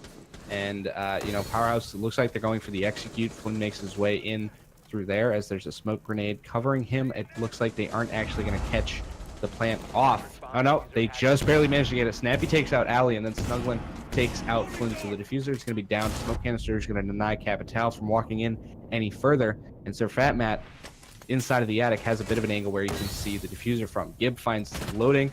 Now Gib walking down the yellow stair, or the white stairs, is going to find Snappy as well. He peeks towards Generator, but Coda runs out of Generator, gets a little Asian, and then Snuglin is going to find Coda, and that is going to be Impact taking round 8. Yeah, looking at the plays so far, Powerhouse just haven't really been able to figure out their offense on the kids' dorm, and they definitely feel more comfortable attacking laundry room. However, they do need to win kids' dorms at some point because the map rotation is 1 round lockout. So if Impact wins the defense on the kids' dorms, it's locked out, but only for 1 round. So let's assume that Powerhouse wins this round. Impact can go right back up to the kids' dorms and bring it to a match point, and bring it to overtime instead of just a match point. So Powerhouse really need to figure something out about their kids' dorms defense, because even if they win this one, they're still going to have to fight once again through a kids' dorms. So it's interesting in terms of what I can think of that Powerhouse can do. It's sort of, maybe they can execute a little bit earlier. I think they should play the vertical game a little bit more and flush the defenders out of their positions in the kids' dorms, but for the most part, Impact have just been finding some really good kills, even though Powerhouse have been playing fairly standard. That's an interesting Evil Eye. I think. Sorry, I actually missed that. Was that the bottom of white stairs? He put one on the. It's like the mute spot. Oh, okay. Can Evil I Eyes could see that. They can look straight up, right? Yeah. Yeah. They can. Yeah, so I could see that giving them a bit of a And ability. then another one, right? Huh. That one is mostly going to be for plant denial or catching anybody that might walk through maybe a smoke grenade that gets thrown to the bottom of there. But that one on the table is more than likely. I mean, it can see up the hatch for sure, but how useful is that going to be? It does give them a bit of an angle to shoot at anybody that might be hanging out by the hatch, looking down towards, say, closet wall, anything like that. It's not the greatest angle, and it's going to be tough to maybe land a few shots on that, but it could give them what they need to be able to, at least deny a little bit of cover from that hatch there. Ali looks like he's going to start playing tower, and he actually doesn't have the ACOG, he just has the reflex sight. So he's looking to play a little bit closer range, but in either case, it's still an LMG with a ton of ammo on it, so he's not going to be feeling anything too bad in that respect. And honestly, if you're playing tower, unless you're looking to spawn peek, you don't really need an ACOG as much as you would if you were playing downstairs in laundry room. And now we already have a gunfight as AIM picks off Surf Fat Matt with a headshot, and he's actually going to try to peek down the attic and get a second kill, but it's not going to be enough. So both of those players are going to back off from those angles, but AIM, as we know, as a good fragger, he's already going to pick one off, and that's exactly how Powerhouse want to start it. And a second one as Snappy takes out Little Asian. This is going to make their execute much easier. They do have a Thermite instead of a Habana, so it's going to be a little bit harder for them to take out these sorts of plays here, but one Thermite charge can take both of these out. They don't think that Snuglin is playing there, so he gets a couple of shots off, but it's not enough to kill anyone. It's just a little bit of damage on a not loading, and that's a pretty risky play because Snuglin could have lost his life there. And Snuglin is basically their last chance at some solid plant denial here. He's got those smoke canisters that he can still throw. They have the Evil Eyes sitting there that can kind of cover it, but that's not going to be solid plant denial. I don't believe that you can get enough damage in time to really down somebody that goes for a defuse. And there's probably going to be a lot. Say again? In order to stop a defuse, you basically have to start shooting them the moment they put the diffuser on the ground. Like you have, I think like it's a 3/4 of a second window. Maybe it's probably less, but yeah, you have to react almost instantly to even deny a plant with an evil eye. And speaking of, Prince Owly goes down anyway, so they're not going to have that utility. And now it's a 1v5, as Snuglin is the only one left, and this is one of the hardest situations to clutch. Yeah, I mean, the smoke canister for the plant denial is going to go out. That's going to definitely shoot back, not loading. And I think he actually dropped the diffuser down there as well.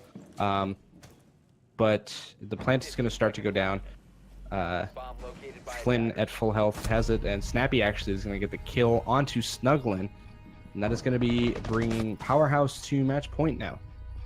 Yep. The unfortunate part here for Powerhaus is now Impact can once again go back up to kids' dorms, and Powerhaus haven't really been doing very well at their offense into kids' dorms, so we'll see what they can do. They need to get this win to close out the game, and once again, to reiterate what these guys are playing for, it's basically a battle to see who gets last place and who doesn't. So whoever loses this is in 8th place for CCS, and if you win this, then you have a chance throughout the rest of the season to start coming back. We only have, I believe, 4 weeks left before the regular season ends, so this is crunch time. Yeah, it's a tough fight for both of these teams as well. They inherited pretty poor records right off the bat, and it's been a tough fight for Impact so far. They went up against Armada and Sinister, right? Armada and Carnage and Chaos. Okay, yeah, so still 2 pretty powerful teams that are pretty tough to go against, and yeah, I mean they're trying to fight. They're trying to show that there's a reason that they're in CCS, but unfortunately, things don't necessarily always work out for them between the roster changes that have happened recently. Everything else, and Powerhaus is just showing up incredibly strong tonight. I mean, this is working out fantastically for them. They've got solid calls. They're doing what they need to do. They don't have a Blackbeard this round. And the last time they were attacking upstairs, they lost that Blackbeard to Ali in Small Tower.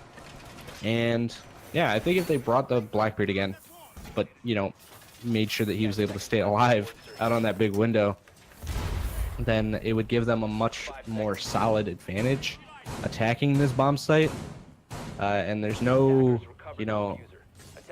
they've got the Zofia on Coda as the only option to really take out those bandit batteries from down below. Yeah, you could go get Snappy over there with an impact, or not with an impact, with a frag grenade, have him, pull the pin and hold it for a few seconds if he's able to time it correctly.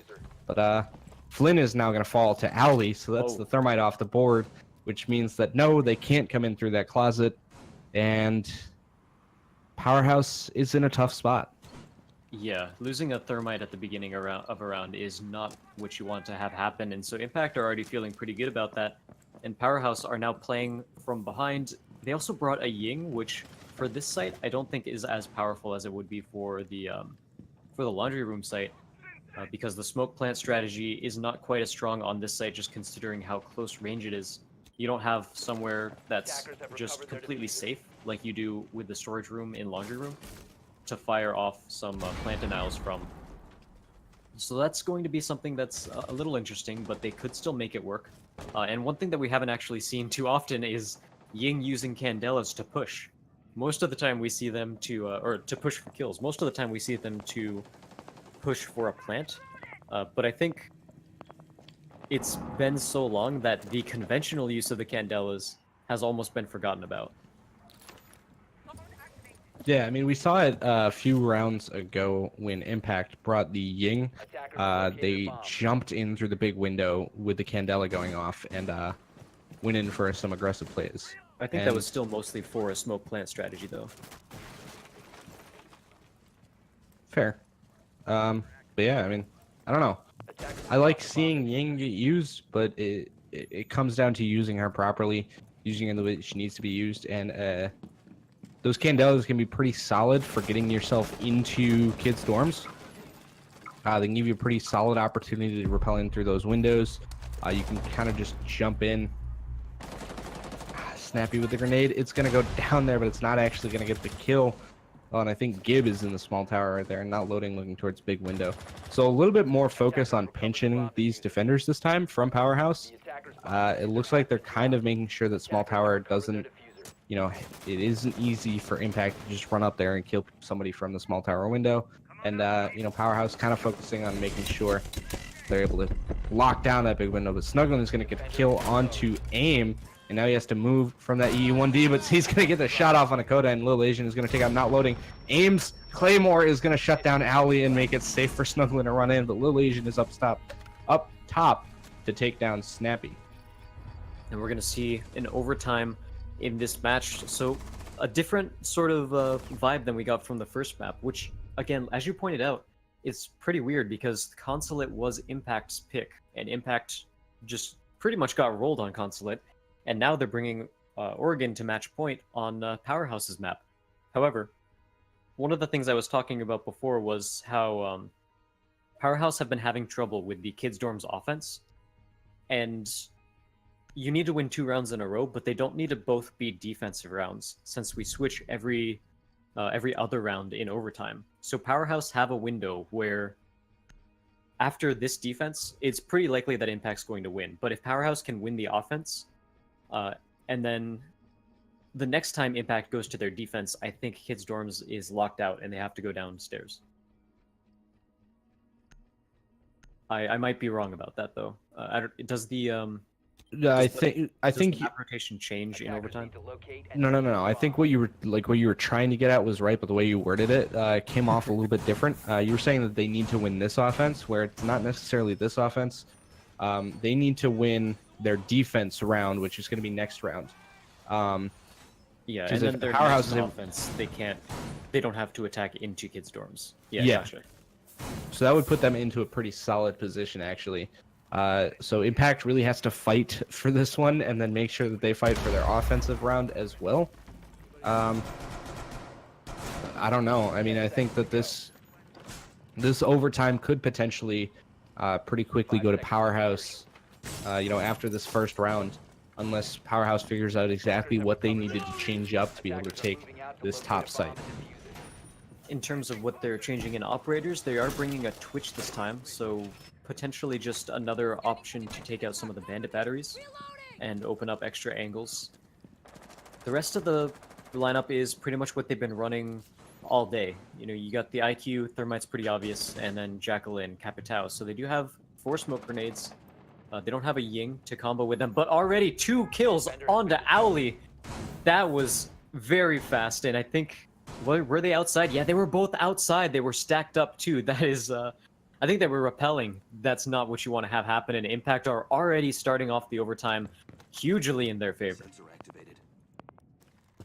Solid picks as well. I mean, AIM has been performing beautifully so far tonight. Coda looking almost straight through the wall at him, but he is going to get the pick onto Owly in the end, not before being brought down to a quarter health himself, though. A 2-for-1 trade, not honestly the worst for Impact.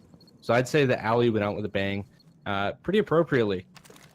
It would have been nice if he was able to keep his C4, stay down below, and maybe go for a C4 from below if they go for the plant, but I think they're still in a very solid position to take this round, as Coda is at quarter health, and, you know, Impact still has the attic control in their favor.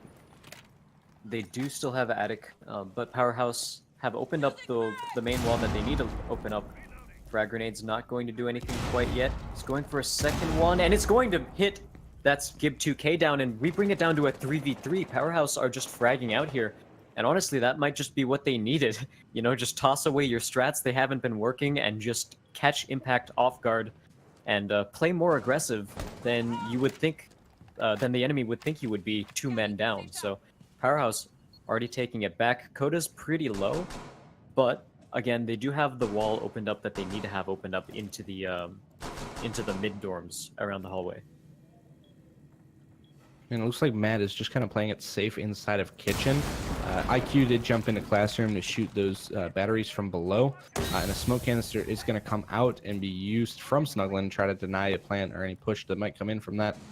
Flynn does make it away. Lost a little bit of health, but not in the worst position. A C4 is going to be wasted by Lil Asian, as nothing was really happening at that moment. 30 seconds left on the board. If we hit the 20-second marker, I believe Smoke has enough canisters to really completely lock this down. So Impact in a solid position as Snappy makes his way to this north window outside of Generator and goes to try to find an angle. Flynn being brought down to about half health. Coda has not taken any further damage lately, and now Snappy is going to be brought down pretty low as well. The shots are going to come out from Snugglin. They're going to find Coda, and now Lil Asian is going to find Snappy. It's up to Flynn, who's not actually able to go for the plant, and the defenders are going to take the first round of overtime. Yeah, Powerhaus, they brought it down to a 3v3, but they just waited a little bit too long. By the time they actually started to execute, it was only 15 or so seconds left, and so that obviously was not enough time for them to really get going, and they just had to rush in, and they were rushing right into Impact's sightlines. So Powerhaus, that was probably one of the closest they've been to winning the Kids Dorms defense, but now they don't have to worry about playing it for a while. They just need to win this defense, then win their next offense, and then win the defense on top of that in order to get through. But we have seen that Kids Dorms was just where Powerhaus struggled the most. So if they can get that, then now that that's off the board, if they can just get the rest, they will be set to win this match. Yeah, and I think Powerhaus, they're going laundry and supply. I can't recall. Did their rounds downstairs tend to go in their favor? I think it was either 1-2 or 1-1. So I think they've been somewhat successful downstairs, but yeah. So it's kind of a bit of a gamble for them to really pick this bomb site. It's risky. If it works out, then that's fantastic because that gives them a huge advantage when they move on to their next defensive round. But at the same time, if it doesn't work out, then we're going to go see map 3. And map 3 would be Coastline if we do head there. So I'm not sure which of these teams would win on Coastline, but that's basically what we have to watch out for. I think now both of these teams are actually fairly skilled, like equally skilled on Coastline. So that would be another pretty interesting one to watch. Now Powerhaus are bringing Legion, Echo, and Maestro, and they're also bringing Capkin. So Capkin, once again, is just there to sort of take a bit of health off the board. Sometimes it works, sometimes it doesn't, but with an IQ, you probably won't expect Impact to be caught off by that very much. Maybe one of them will go off, and then suddenly Impact realizes, oh, they have a Capkin, let's be careful around the doorways and use IQ to scout out. But honestly, the IQ is just going to be very strong in this situation because you can detect goo mines, Capitao traps, ADSs, though those are a little bit more obviously placed, like they're easier to detect, and you can also find the Echo drones as well. And it looks like Impact is kind of committing to a north take here. I believe Snugglin is inside of Bunker and went to open up that wall already. And EE1D is going to go off as a Yokai drone gets taken down. And yeah, the drones are coming in. Gib is going to get a kill onto Snappy. That's the Maestro off the board. Gib being brought pretty low himself. They are aware of where he is, and they're probably going to play in a way that's going to try to shut him down. Not loading is still sitting inside of Meeting Hall. He's above this hatch here, and he's going to get flushed out of his position and taken down by Lil Asian. It's a 5v3 right now in favor of Impact.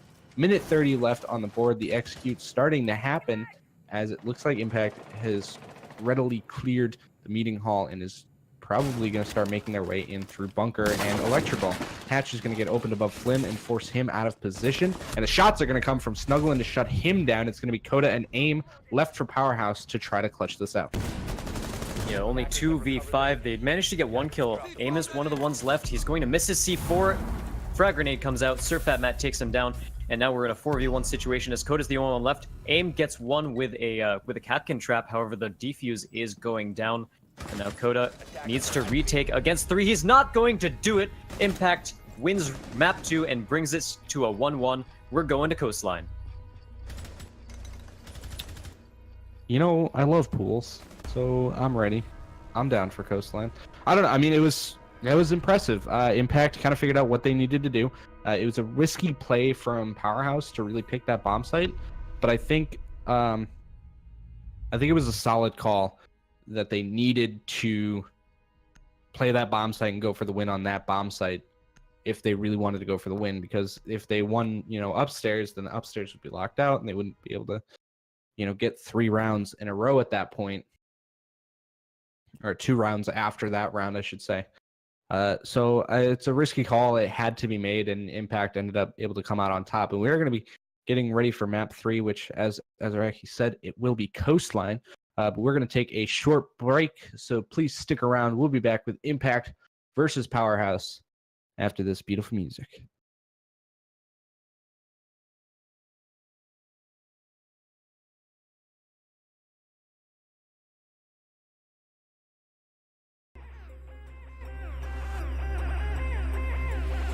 We about to turn it on, turn it on, turn it on, turn it on, turn it on, turn it on, turn it on. We about to turn it on, go, go, go, go, go, go, go, go, go, go. We about to turn it on. We about to turn it on. Turn it on. We about to turn it on. Turn it.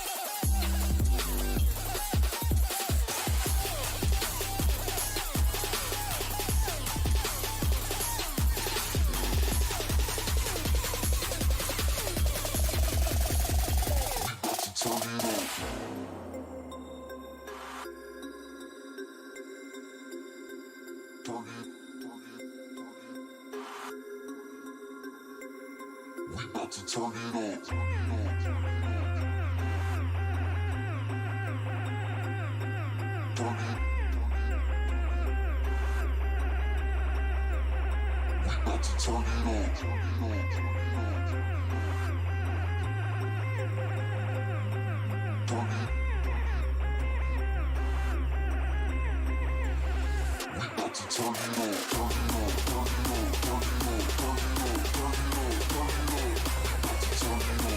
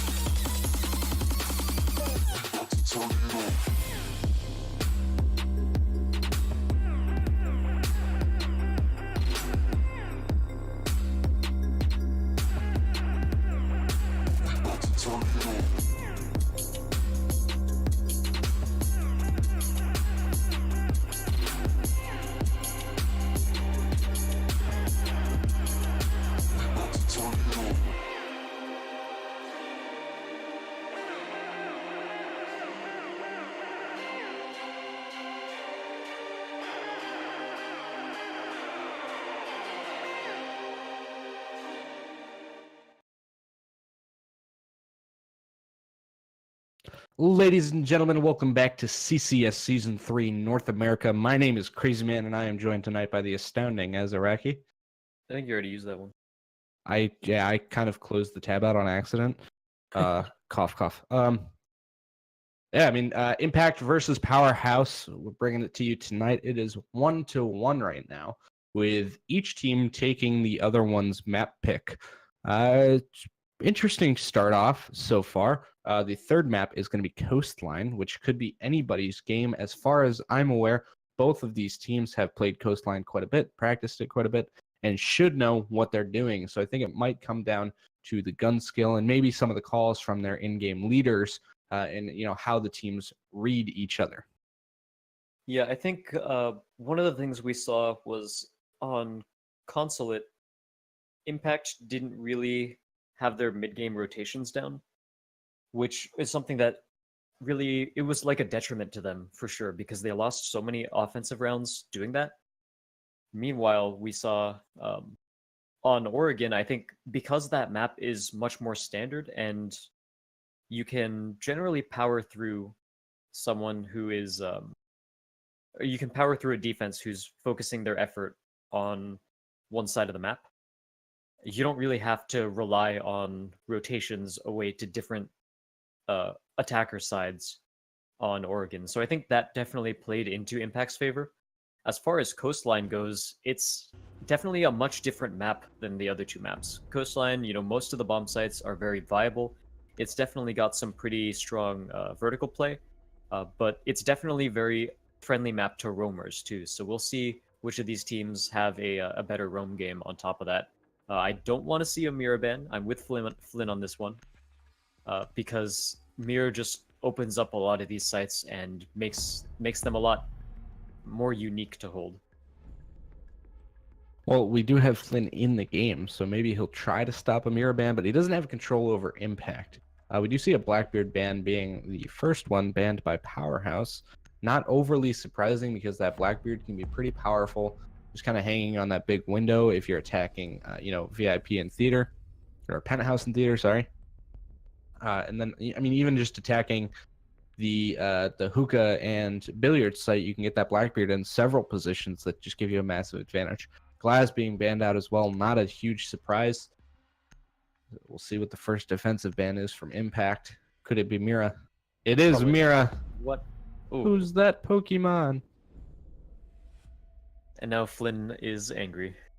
Now Powerhaus, it's their turn to ban a defender, and we'll see what they end up doing. We've seen Valkyrie bans for the most part lately. We'll see if they keep up that trend.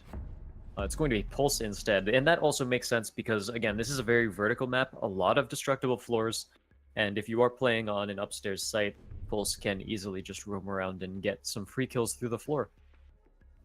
So yeah, all in all, some pretty standard bans. We're not seeing anything new. Again, I don't like seeing mirror banned. Flynn doesn't like seeing mirror banned, but hey, we'll see how much that impacts the rest of their defensive setups, as we might have an alibi on Coda. And I think that's going to be 6th picked off of, because Snappy is definitely the alibi player for Powerhaus. You could be wrong. It doesn't look like they're going to 6th pick off of it. Yeah, nope, he's committing.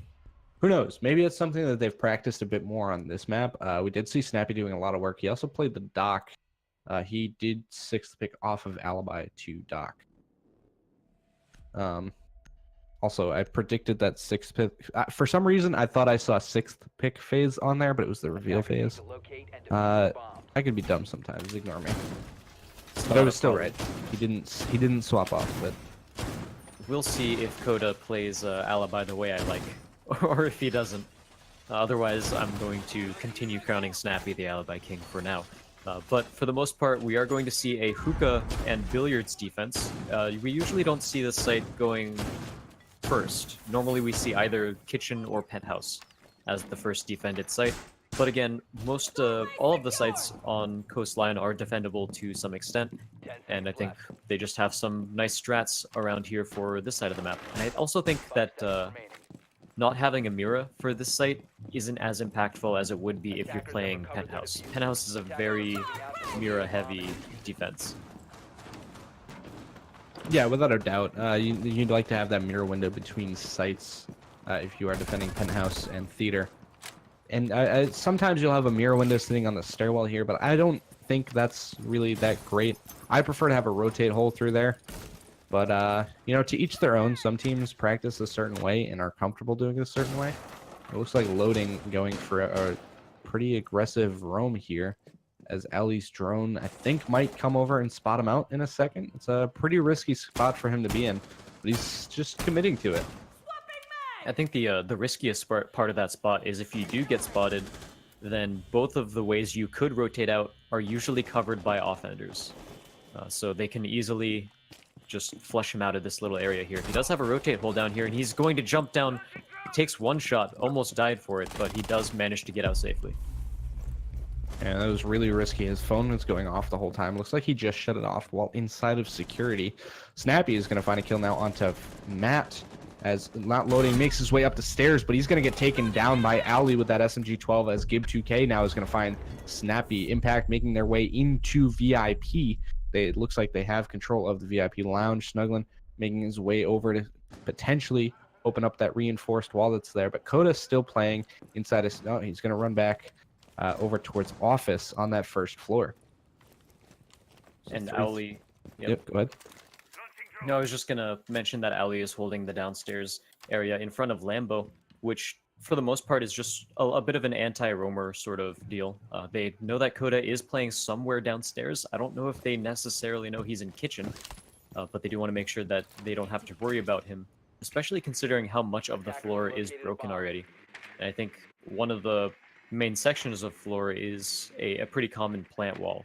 So that's going to be difficult for the offenders to really worry about. Gib2K is down to a quarter health. Prince Ali's got about 2/3. So that's not a great situation for Impact either, as Powerhouse are looking to start this map out strong. 41 seconds left. There's still enough time to execute. Last E1D goes down. How well are they going to push into it, though? AIM is going to get one kill. He's going to get traded, however, as Gib exactly knows where he is as soon as he shoots. Brings it down to a 2-on-2, but 27 seconds left. Not really the situation you want to be in as an offender, but that is, as Coda goes down, Snuggling picks one off. 20 seconds left, and Flynn is the only one left. We've seen him do some pretty crazy things on Echo so far, and he's just going to play it patiently right now, using his Echo drones, making sure Yokai spots out anything he can. Going for a plant deny, but he doesn't get the line of sight. He does manage to get it now. 4 seconds, 3 seconds. He gets one headshot, peeks around the corner. He gets a second. Flynn clutches it out for Powerhouse to start this map off strong. I don't know why the Lion was going for an aggressive angle there. All he had to do was sit back and cover the guy that was planting. That's all you have to do. You shot the Yokai. Now sit back. Just play it safe. I'm going to go full Talon here. I'm going to start yelling at these guys. Just cover the plant. That's it. Don't go for the aggressive peeks. Don't go kill hunting. Just sit there and watch. They have to try to peek you. He went for the aggressive peek and then left Snuggling completely alone while he had to try to stick the plant. He had to get off the plant, and he did not land the shots in time to get the kill. It's a tough position for Snuggling to be put into, and honestly, I'm just mad at the Lion for going for that aggressive peek like that. Just sit there. That's all you got to do. Definitely over-aggressive, and that's something that's less about being super practiced as a team, and more so just one of those things that you generally just do at this at this stage of play. So it's unfortunate that he didn't manage to cover his teammate there. Powerhouse going down to Kitchen as their second bomb site, which originally on this map, once we started seeing this map played more often, Penthouse Theater was easily the most popular site hold, but that's actually shifted to the Kitchen defense that we see now, just due to how many sightlines you can shut down, how easy it is to play sort of vertically on this site. 5 seconds to insert. And for the most part, I think Powerhouse probably feel pretty comfortable with it if they're playing it. It's generally a fairly practiced site, if anything. Yeah, as long as you're able to maintain control of the VIP and penthouse rooms on this site, you put yourself in a really solid position to lock down the entirety of the round. But it can be pretty tough sometimes. Sometimes you'll make a poor decision here or there, and you can see Impact has that buck. I don't think they've been, well, they did bring the buck last round. I do remember them having the buck last round, so I think they're prepared. They maybe just work that buck in to always be prepared for this bomb site, because you get that buck inside of Penthouse, he just starts opening up that entire floor, or I mean VIP, sorry. You get the buck inside of VIP, you start opening up that entire floor there. You see he's already in Penthouse opening up that floor now. And, it forces the defenders out of position. Sometimes you can force them into the line of sight of one of your teammates, and you're just able to get some pretty easy picks here and there. And it doesn't actually look like there's any real opposition from Powerhouse while Impact is taking control of that second floor. Yeah, Powerhouse might be going for a late roam sort of strategy where they let Impact get control of VIP and Penthouse, like you said, they start shooting down through the floors, and then suddenly there are a couple members of Powerhouse trying to flank them out. Doesn't look like that's going to be the case either, as pretty much the entirety of Powerhouse is downstairs. We got Snappy in security, so they are still playing the roam game, just on opposite sides of this sort of map. I guess in this case, they're betting Impact to just come downstairs and run into their lines of sight. However, Owly gets the first kill, and that's on Dakota. And I don't really like this defense that doesn't really have anything to do with the upstairs, and Prince Owly gets another one.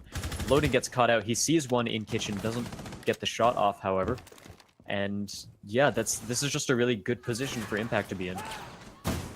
I mean, they're pushing all of the defenders out of position exactly like I said they were going to. Flynn just fell to Matt, who's still up above. They're just opening up this entire floor and shutting them down like it's nothing. Snappy is over by security now, kind of probably going to go for a rotate over through blue bar, but it's a really risky position for him to be in when it's just AIM on site, and there's not a lot of places that AIM can sit on site right now because everything is being opened up. Impact is just in a power position right now with a 5-2, 30 seconds on the board. They're not really going for the plant yet, which is kind of confusing. But it looks like AIM has just been downed on site. Yeah, so there's going to be the kill on AIM. It's a 5 versus 1. Snappy off site has to go for the retake, and he gets spotted out, gets the shots off onto Owly. But his position is going to be known. People are going to be spraying at him through the wall. He has to go for a retake here, and Gib is going to land the shots on him to shut it down. It's going to be Impact taking round number 2. So I said that kitchen was a strong defense, but there is a caveat. You do have to control VIP and Penthouse, and if you literally just give it up completely, there was not one person who challenged Impact upstairs, then they can just do what you saw there. They can break open all of the floors, flush out any defender, and they got so many kills just playing through the floor. They played the vertical game, and they played it really well. So Powerhouse, just they need to play the vertical game. They need to control those hatches, especially when Buck is on the board. So a little bit of a misplay there, but we are going to see a Penthouse theater hold, which is much more standard and I think something that they probably would have practiced more often, hopefully. I mean, I'm sure the Powerhouse is going to learn from what just happened, maybe focus a little bit more on some upstairs control if they go back to that site, but we are going to see them go Penthouse and theater this time.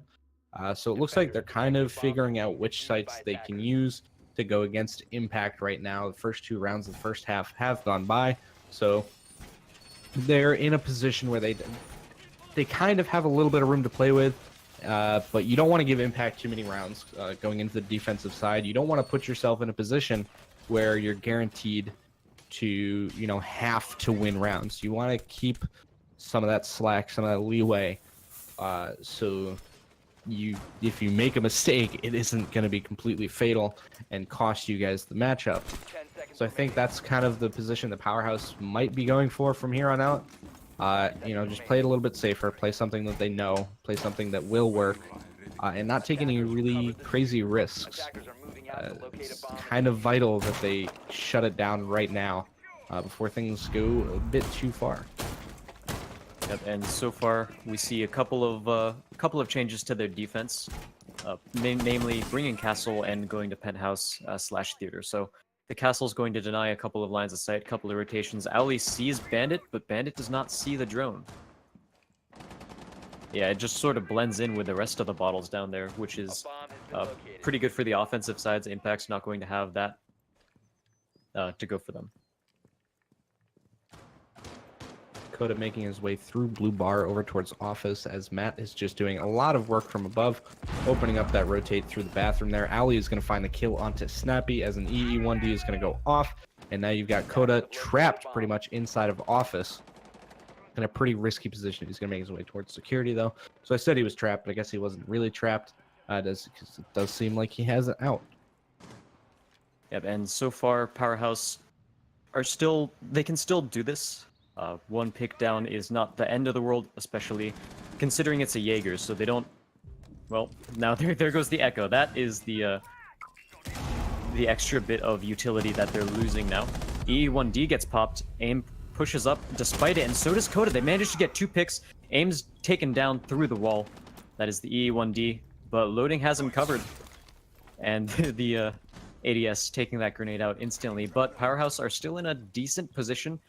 They can't quite get aim yet, but in order to take him out, Impact gives away his position, but it's not going to result in a kill.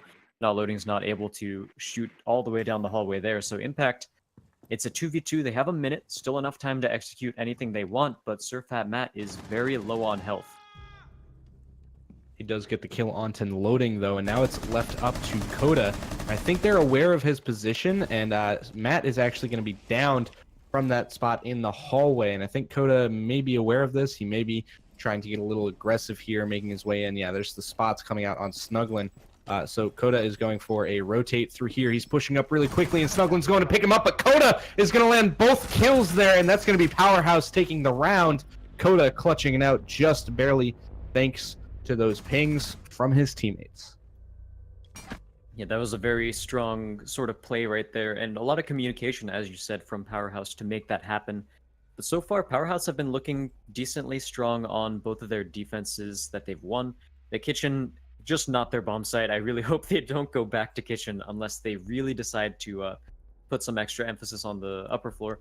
But overall, I think Powerhouse just found the right frags that they needed to find. Impact didn't really set up the crossfires that they needed to set up in order to take the site, and so even if someone from Powerhouse decided to peek around, Impact wasn't really getting the return frags. They weren't really covering each other as much as I'd like to see. So all in all, I think Powerhouse just played decently well. I think there are a couple decisions that they could have done better, but it was a good defense. Yeah, I mean, it was kind of it wasn't the cleanest defense.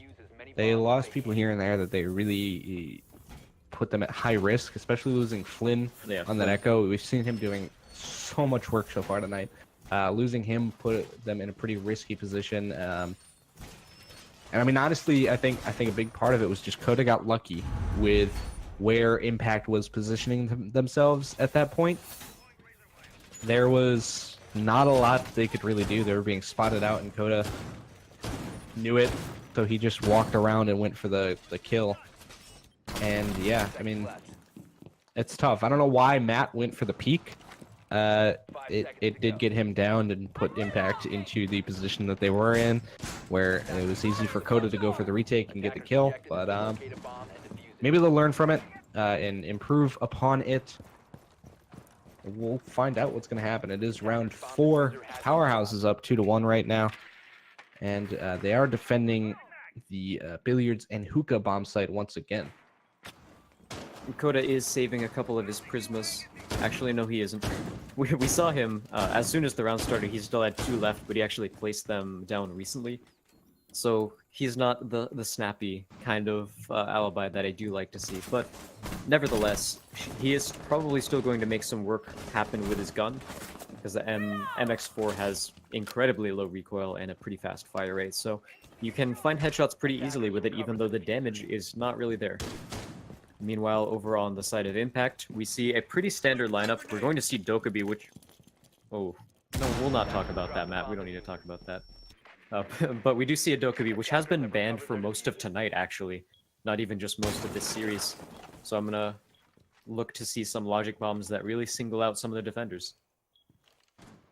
Coda in a pretty nice position inside of hookah right now. He was peeking through that hatch, and he almost had an angle on Matt that's downstairs here. Matt is just going to open that all up, get a little bit of damage on Coda in the process, and go to throw another grenade up through it. And it's going to put a little bit of damage on Coda, but not enough to really do anything. Now that Impact at the top of the main stairs there, the blue stairs, is going to give Coda the out from that site and give him the ability to maintain those stairs. I believe somebody just shot one of those alibis, the prismas, and was being marked for a second too.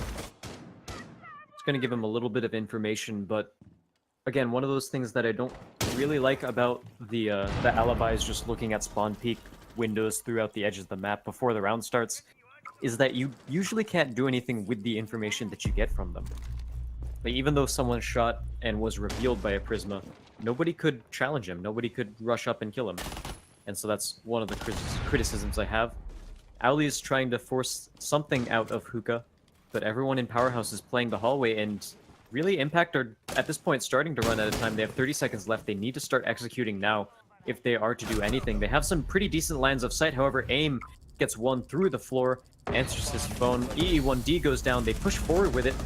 They managed to get Flynn, but that's it so far. They don't know that Coda's sitting here. He's going to peek around the corner, get one. However, he's going to get taken down as well, bringing us to a 3v3. Diffuser actually goes down. Impact managed to take it through into Billiards and plant it there. However, there are still 3 members alive for the Powerhouse defense. Not Loading is going to push up. Does he know anyone is in this hallway over here?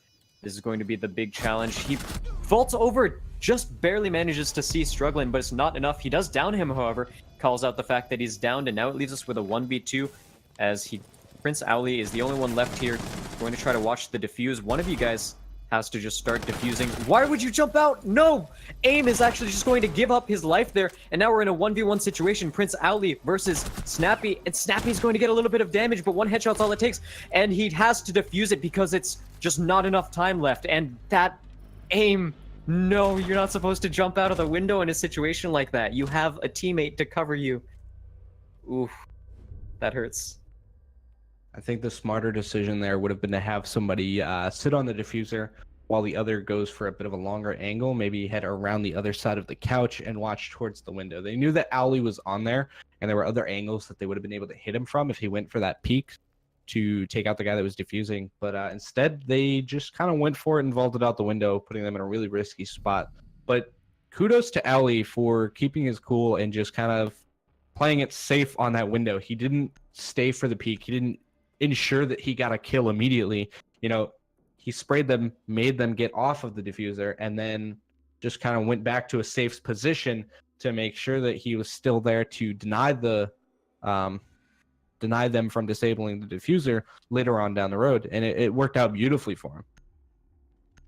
This has been a decently long series so far, and I do sort of wonder how much fatigue plays a role in this, because when you're playing at this sort of level of play, you're always communicating, your brain is on 100%, or at least 100% of what we can do, blah blah blah. Human only uses whatever percent of his brain, but you know what I mean. When you're constantly thinking, when you're constantly communicating, it can take a toll over a long series, and maybe your decision making starts to falter a bit, but that definitely wasn't the call there. And I think Powerhouse could have actually just long-armed it, and Snappy wouldn't be able to... Sorry, not Snappy. I already forgot who it was, but he wouldn't... Yeah, Owly wouldn't be able to get the angle if you just long-arm it, and you would basically force him to start jumping through the window, in which case it's just an easy kill. So I think there are a couple things that they could have done there differently, but jumping out of the window definitely wasn't it.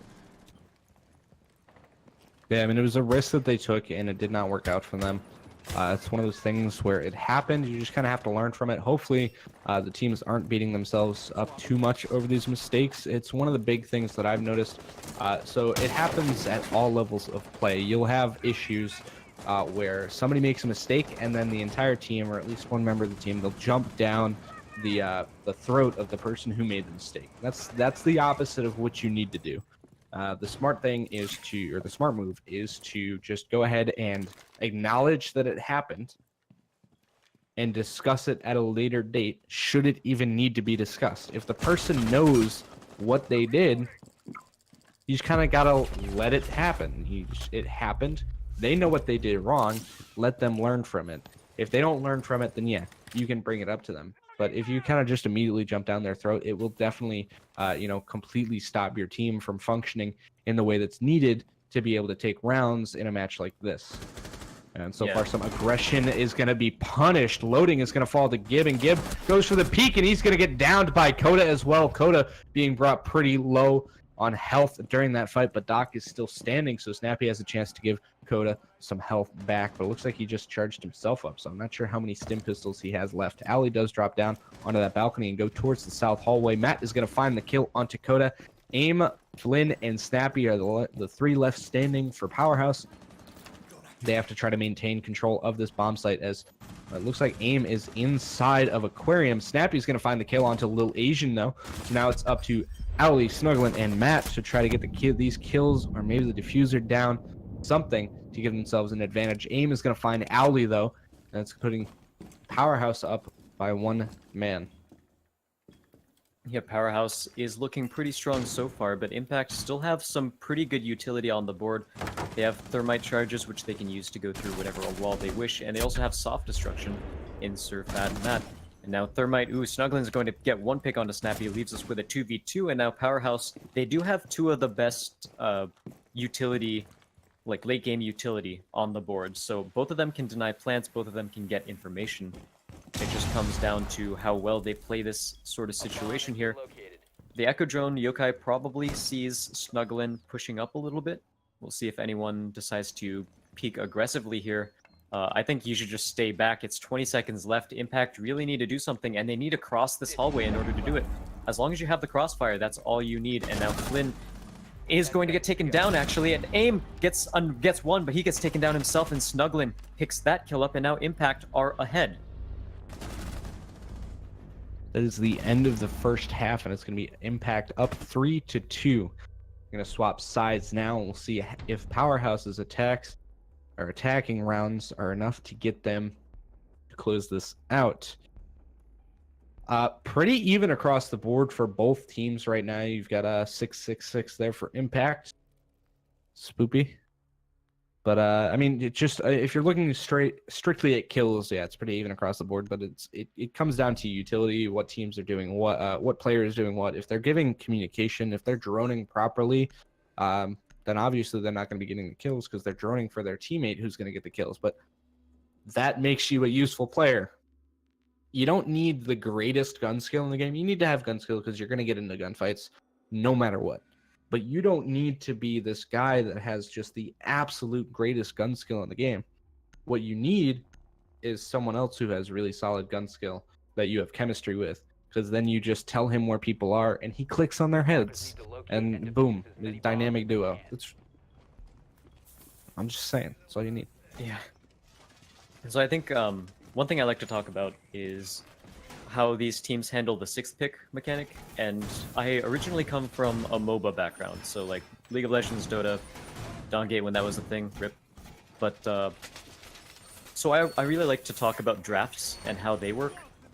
And this time Impact swapped from Valkyrie to Maestro, which the only real reason you would do that is if you wanted to bait out an IQ pick, but baiting out an IQ pick doesn't really do anything here because you're running Echo anyway. So that was just... I think they were trying to do something with the sixth pick there, but it just wasn't... It just didn't do anything in the long run. Because, like, oh, well, they swapped off of Valkyrie, we'll still use IQ for Echo and we'll be completely fine. So that's one thing that I always like to point out, some sixth pick draft shenanigans. Yeah, and the IQ also has the grenades, so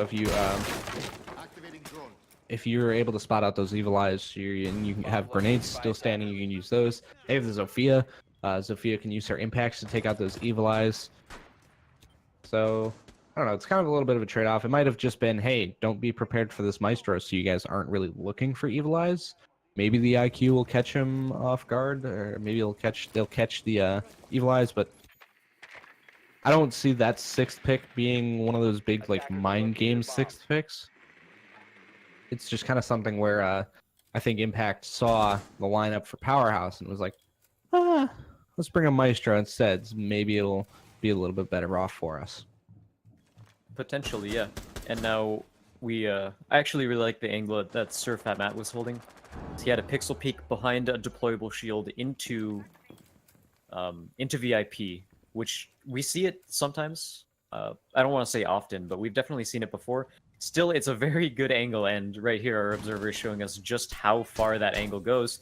He's going to take a couple of pot shots at not loading, but he doesn't get anything off of it just yet. There's the head. He manages to pick him off, and not loading has to be wondering where he actually got killed from in that situation, because it's just such a long-range pixel peek. Coda picks one off back. That's Owly going down, and it brings us down to a 4v4. The Maestro off the board before actually able to use his evil eyes. He did put him up, but he's not able to zap anybody with him, which is unfortunate. We've got Aim on a window, which we've seen has been deadly so far tonight. And yeah, I mean, little Asian, I think, might be getting ready for the run out. He goes for the run out. He gets the shots onto Aim. He's going to run back safely inside, putting it to a 4 versus 3. Coda was not in position to trade that back immediately. Now Gib Just kind of playing it safe behind the shield, just trying to see if he can catch anybody off guard as they try to go in VIP or peek that wide angle. Flynn has made his way into the bedroom now. A smoke canister does go off. It's not going to stop him from going for the plant just yet. He has the diffuser and he's in position. I think he's just kind of waiting to see. And now the diffuser is going to come out and start to go down. The smoke canister does come out, but it's not hitting Flynn. Yokai is going to come over to try to deny the plant as Asian is going in for the flank. Gibb is going to find Coda, and there it is. Flynn is going to take out Asian though as he goes for that rotate, or as he goes for that flank. Now you've got Snappy on that window. Matt on that Yokai is going to try to go for this plant denial here. He's watching for it. He does deny the plant as Gibb is trying to get in position to go and deny it. He gets the shots off, and that's going to be Impact taking round number 6. And Impact just played the resource game really well there. They took advantage of the fact that Powerhaus was nearly out of time. And that's all they really needed. Even though they had a man advantage, they didn't really need to utilize it either because Powerhaus was just forced to play their hand. They were forced to plant it as soon as they possibly could, or else the time would have run out, and Impact just denied it with Yokai, flanked around, got the kill, and at that point there was no one close enough to pick up the diffuser and start diffusing. So just smart, patient play by Impact, and they were really... It was like a... I don't know what to call it, but definitely just good game sense and general knowledge there. Yeah, it was a solid read. They understood that they had the advantage, and they played it safe. A lot of the times, what can happen is you'll be in a position where you have the upper hand, and if the team cohesion is not there, you'll have one individual player that's like, hey guys, I'm going to go and screw everything up. And they'll just run in, and they'll try to run in and gun everybody, and they get shut down, and then it's like, okay, well, now we don't have that flank open, so we have to adjust because you're an idiot. And things like that can happen sometimes. But it looked like Impact actually managed to lock down all of their players. They did lose one player who was going for a flank there. Flynn got the kill off onto Lil Asian, which was unfortunate, but I think that the call was made for Lil Asian to go in for that flank and try to deny the plant.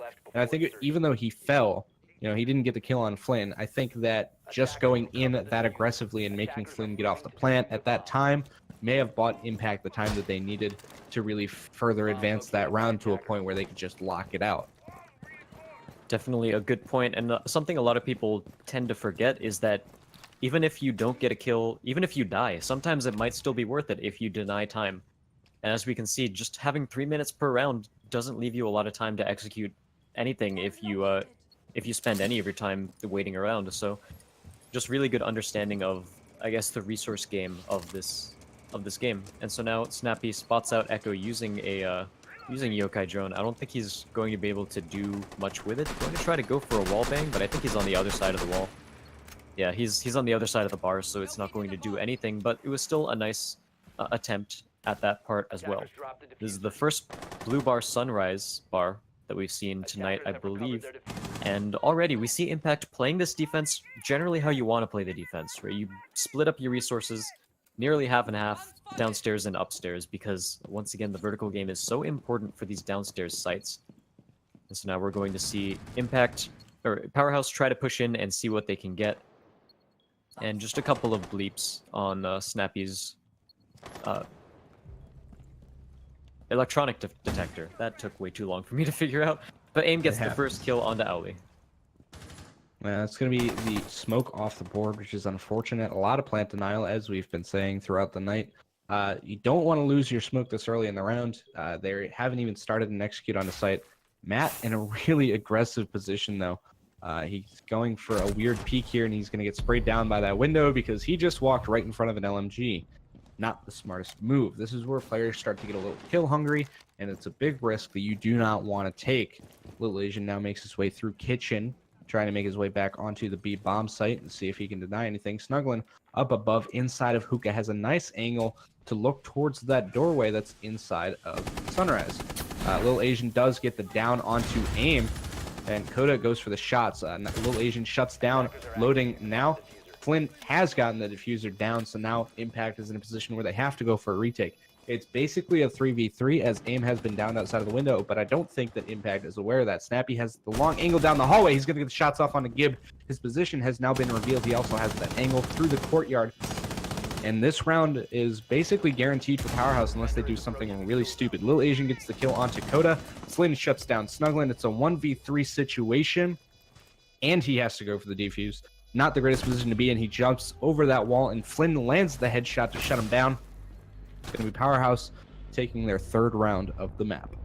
It looks like so far we are pretty even on Coastline as well, our decider map. And even though Powerhouse got off to a really good start on Consulate, things have been slipping away a little bit. Impact are now threatening to bring this to match point. They just need one more in order to take it to match point. And so far their defense has been pretty good. These guys, again, fairly evenly matched team as if we take all three maps as an indicator. But I do want to see one of these teams try to change something up and catch the opponent off guard. So far, we've been seeing very standard Coastline, nothing very strange, especially not like the Disrupt and Carnage and Chaos game. That was pretty crazy. But yeah, for the most part, just some standard Siege, standard Ops. Have we even seen a Blitz on this entire series yet? Yes, we saw Ali bring in the Blitz a couple of times on Oregon. Gotcha. Oh yeah, I do remember that. So yeah, every now and again, bringing out something a little bit unorthodox, but for the most part, nobody really inventing any new strats or anything of the sort. Yeah, it just comes down to, I think at this point it's coming down to the calls that are being made for each team individually. It's decisions that are being made here and there. Sometimes they're the wrong decisions. Somebody going for a weird flank and pushing in way too early, and they just get completely shut down because guess what? Somebody was there watching the flank, or maybe somebody's not there watching the flank. It's calls that are happening here and there, and sometimes it just comes down to the gunfights. You've got like Matt sitting here with this pixel peek that you said that you enjoy, the pixel peek that you can look straight through VIP with and watch that window. You know, things like that, and it's really evenly balanced between the two of them, so I can't even try to guess, you know, which way this map is going to end up going. And it looks like Impact right now is playing another pretty standard defense. I haven't seen anything too weird from them. Powerhouse, in the meantime, they're bringing pretty standard ops. Nothing strange that we saw in the 6th pick. IQ, once again, is going to be pretty good against the Echo, just trying to spot out yokai drones, provided he stays alive. Aim has been really liking LMGs today. He's been playing Maestro a lot, and he's also brought the Saw on Capitao, which is something that we don't see very often, especially... or even though LMGs got buffed, the para recoil buff was definitely a lot to make people start using the para a lot more often. Also means you can safely put an ACOG on the para, and again, the recoil, you don't really have to worry about too much. The Snuggling just gonna give 2K a little bit of an elevator there as he goes down to the bottom floor and starts roaming around. It was a successful extraction from a hot zone. Ali going for an odd C4 there. It's not actually going to damage anyone on Powerhouse, just kind of wasted its utility and maybe making Powerhouse think, oh, maybe somebody's down there, but I don't think they're really overly reacting to it. Ali is going to find the kill on Dakota, though. I guess maybe somebody was going for the roam hunt after that C4 went up. And Ali is one of those players, he's actually really deadly on mute. I've known Ali for a while, and I've seen him play mute a lot, and it's... I call Disrupt as a team, as a whole, terrifying, because they're terrifying on everything. But Ali is a pretty terrifying mute player. So seeing him bring out mute, it shows that Impact, I think, is ready to kind of close this one out. They're pulling out some of the stops and making sure that they do everything they can to give themselves the advantage here. So we'll see how that actually plays out for them. Less than a minute left, though, and Powerhouse has not really made much of an advance towards site. They really haven't, which doesn't spell success for them. They do have this wall opened up into the penthouse, the main wall between VIP and penthouse, which is a place that they can definitely plant, but Gip2K is right here waiting for it. Snappy's going to take him out, however. He hears just a little bit of a twitch, and he's going to peek the corner, get that kill. Now we're down to a 4v4, so in terms of who's up, it's even, but Powerhouse do not have a lot of time. They actually managed to plant the diffuser as well. So they are actually ahead in this sort of engagement. It's down to a 3-2, however, as Powerhouse, 2 members of their team go down, and now it's up to Impact to retake. Flynn is sitting by the window. He's not actually on the window. He's inside. That's a little bit of a weaker position. Surfatmat's going to be able to spray around the corner and get him. Flynn goes down to a headshot, not loading, is caught in a rock, between a rock and a hard place, and the rock is going to knife him right in the face. Little Asian takes that kill, and we are going to be seeing match point here as Impact force it 5-3. Powerhouse on the edge right now. They have to come back for these next few rounds, push it into overtime if they want a chance at this matchup. This is the decider map, so this is the third map. Both teams have won each other's map picks, and this map so far it seems like could have been anybody's games, but with Impact being on match point, that really brings it down to the line for Powerhouse. And if they're not able to lock down some of the issues that they've been having so far on it, then I could easily see Impact taking this next round. They're going kitchen and service too, which Powerhouse has not gone up against yet, and they don't have somebody like a Buck that can, you know, open up that floor from above. So, I mean, it's pretty rough. You see IQ, Thermite, Sophia, Capitao, Thatcher, and it looks like they're going to be sticking with that lineup. No 6th pick.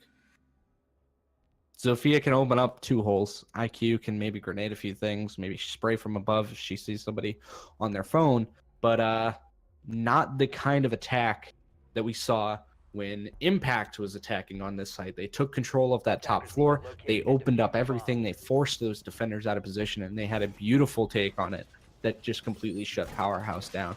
Unfortunately, not a great read from Powerhouse, but considering Impact hasn't attempted this bomb site yet, I cannot blame them for really trying to say, hey, maybe they're going to go kitchen. That's very true. This is the first time we've seen Impact play kitchen. Well, the one thing I sort of want to see, even whether or not it's kitchen, I want to see AIM playing Jackal more often. We saw he's very comfortable with the C70. He finds headshots like no one else, and Jackal is also just a very strong operator on this map. Again, it's very roamer friendly, so you can easily find some footprints and isolate someone out that way. It's got a ton of destructible floors and even destructible walls, so even if you don't have someone like a Buck whose gadget is all about hard breach, you have an ITAS as a secondary shotgun on your kit already. So Jackal would, I honestly just think, would be a very good pick here. And again, he's got smoke grenades too. I'm really surprised that AIM has been favoring the Capitao in these sorts of situations on this map. Yeah, it might just come down to what they've practiced on this map and what they they need to really bring with them for their attacks that they might have planned out. Maybe, you know, they go for some unorthodox attacks on certain bomb sites, but it's something that works for them because they've planned something out. You know, they've got their own strategy. They use the Capitao in a specific way. Who knows? There's all these different options that can happen, and sometimes, unfortunately, you'll take a player off of, you know, maybe their preferred operator. But as long as they're on an operator that they can still do quite a bit of work with, I don't see it being the biggest issue. But I do have to agree with you. It would be nice to see Powerhouse decide, hey, AIM, you know, go on the Jackal because you've been doing a lot of work on him all night. Maybe you can continue to do some work on him. Bomb located by It would also bring some extra hard or soft breach for them, which, as you said before, they're lacking in this lineup. Even if it's not a kitchen defense, it's still, like, soft breach is so strong on this map. Like a mini villa or something like that. But going back to our match, we're at 1 minute and 30 seconds left. Nothing has really happened so far. Powerhouse just kind of, you know, just getting initial positions. They haven't really pushed into any really important rooms either. They do have VIP, so that's something that lets them play a little bit vertically, but like you said, all they have is the Sophia for vertical play, so VIP doesn't really get them too much control. And it looks like a lot of time is just being wasted by the Impact players right now. Asian is going to land a nice headshot onto Snappy there. That's going to be the first pick, and the attack is going to slow down even further. Less than a minute left, and it looks like Powerhouse is really stalled out there. Not sure what to do. Coda is going to take some shots and slow down a little bit. They've got a really aggressive smoke playing upstairs right now, which could be incredibly risky. He's very useful late round, and maybe he'll deny a bit more from here. Asian still fighting with the Zofia, but it's going to be Matt that picks off the kill there. It's a 5 versus 3 in favor of Impact as Matt gets a third one, putting it to a 5 versus 2, less than 30 seconds on the board. Powerhaus has to make a play. Owly is going to shut down aim though, and it's Flynn left pushing into service entrance, and he's going to get shot down by Owly, and Impact is going to take it. Congratulations, Impact, for winning the third map 2-1. It was neck and neck the entire length from the moment we started Oregon. They managed to pull out on top. They do, and I think the most important thing for them is that they've proven that they're not just a bottom team. Again, the teams that they've fought so far and lost to are Armada and Carnage and Chaos, two very strong teams, but this is the start of potentially some of a bracket climb. We have Nomads now buried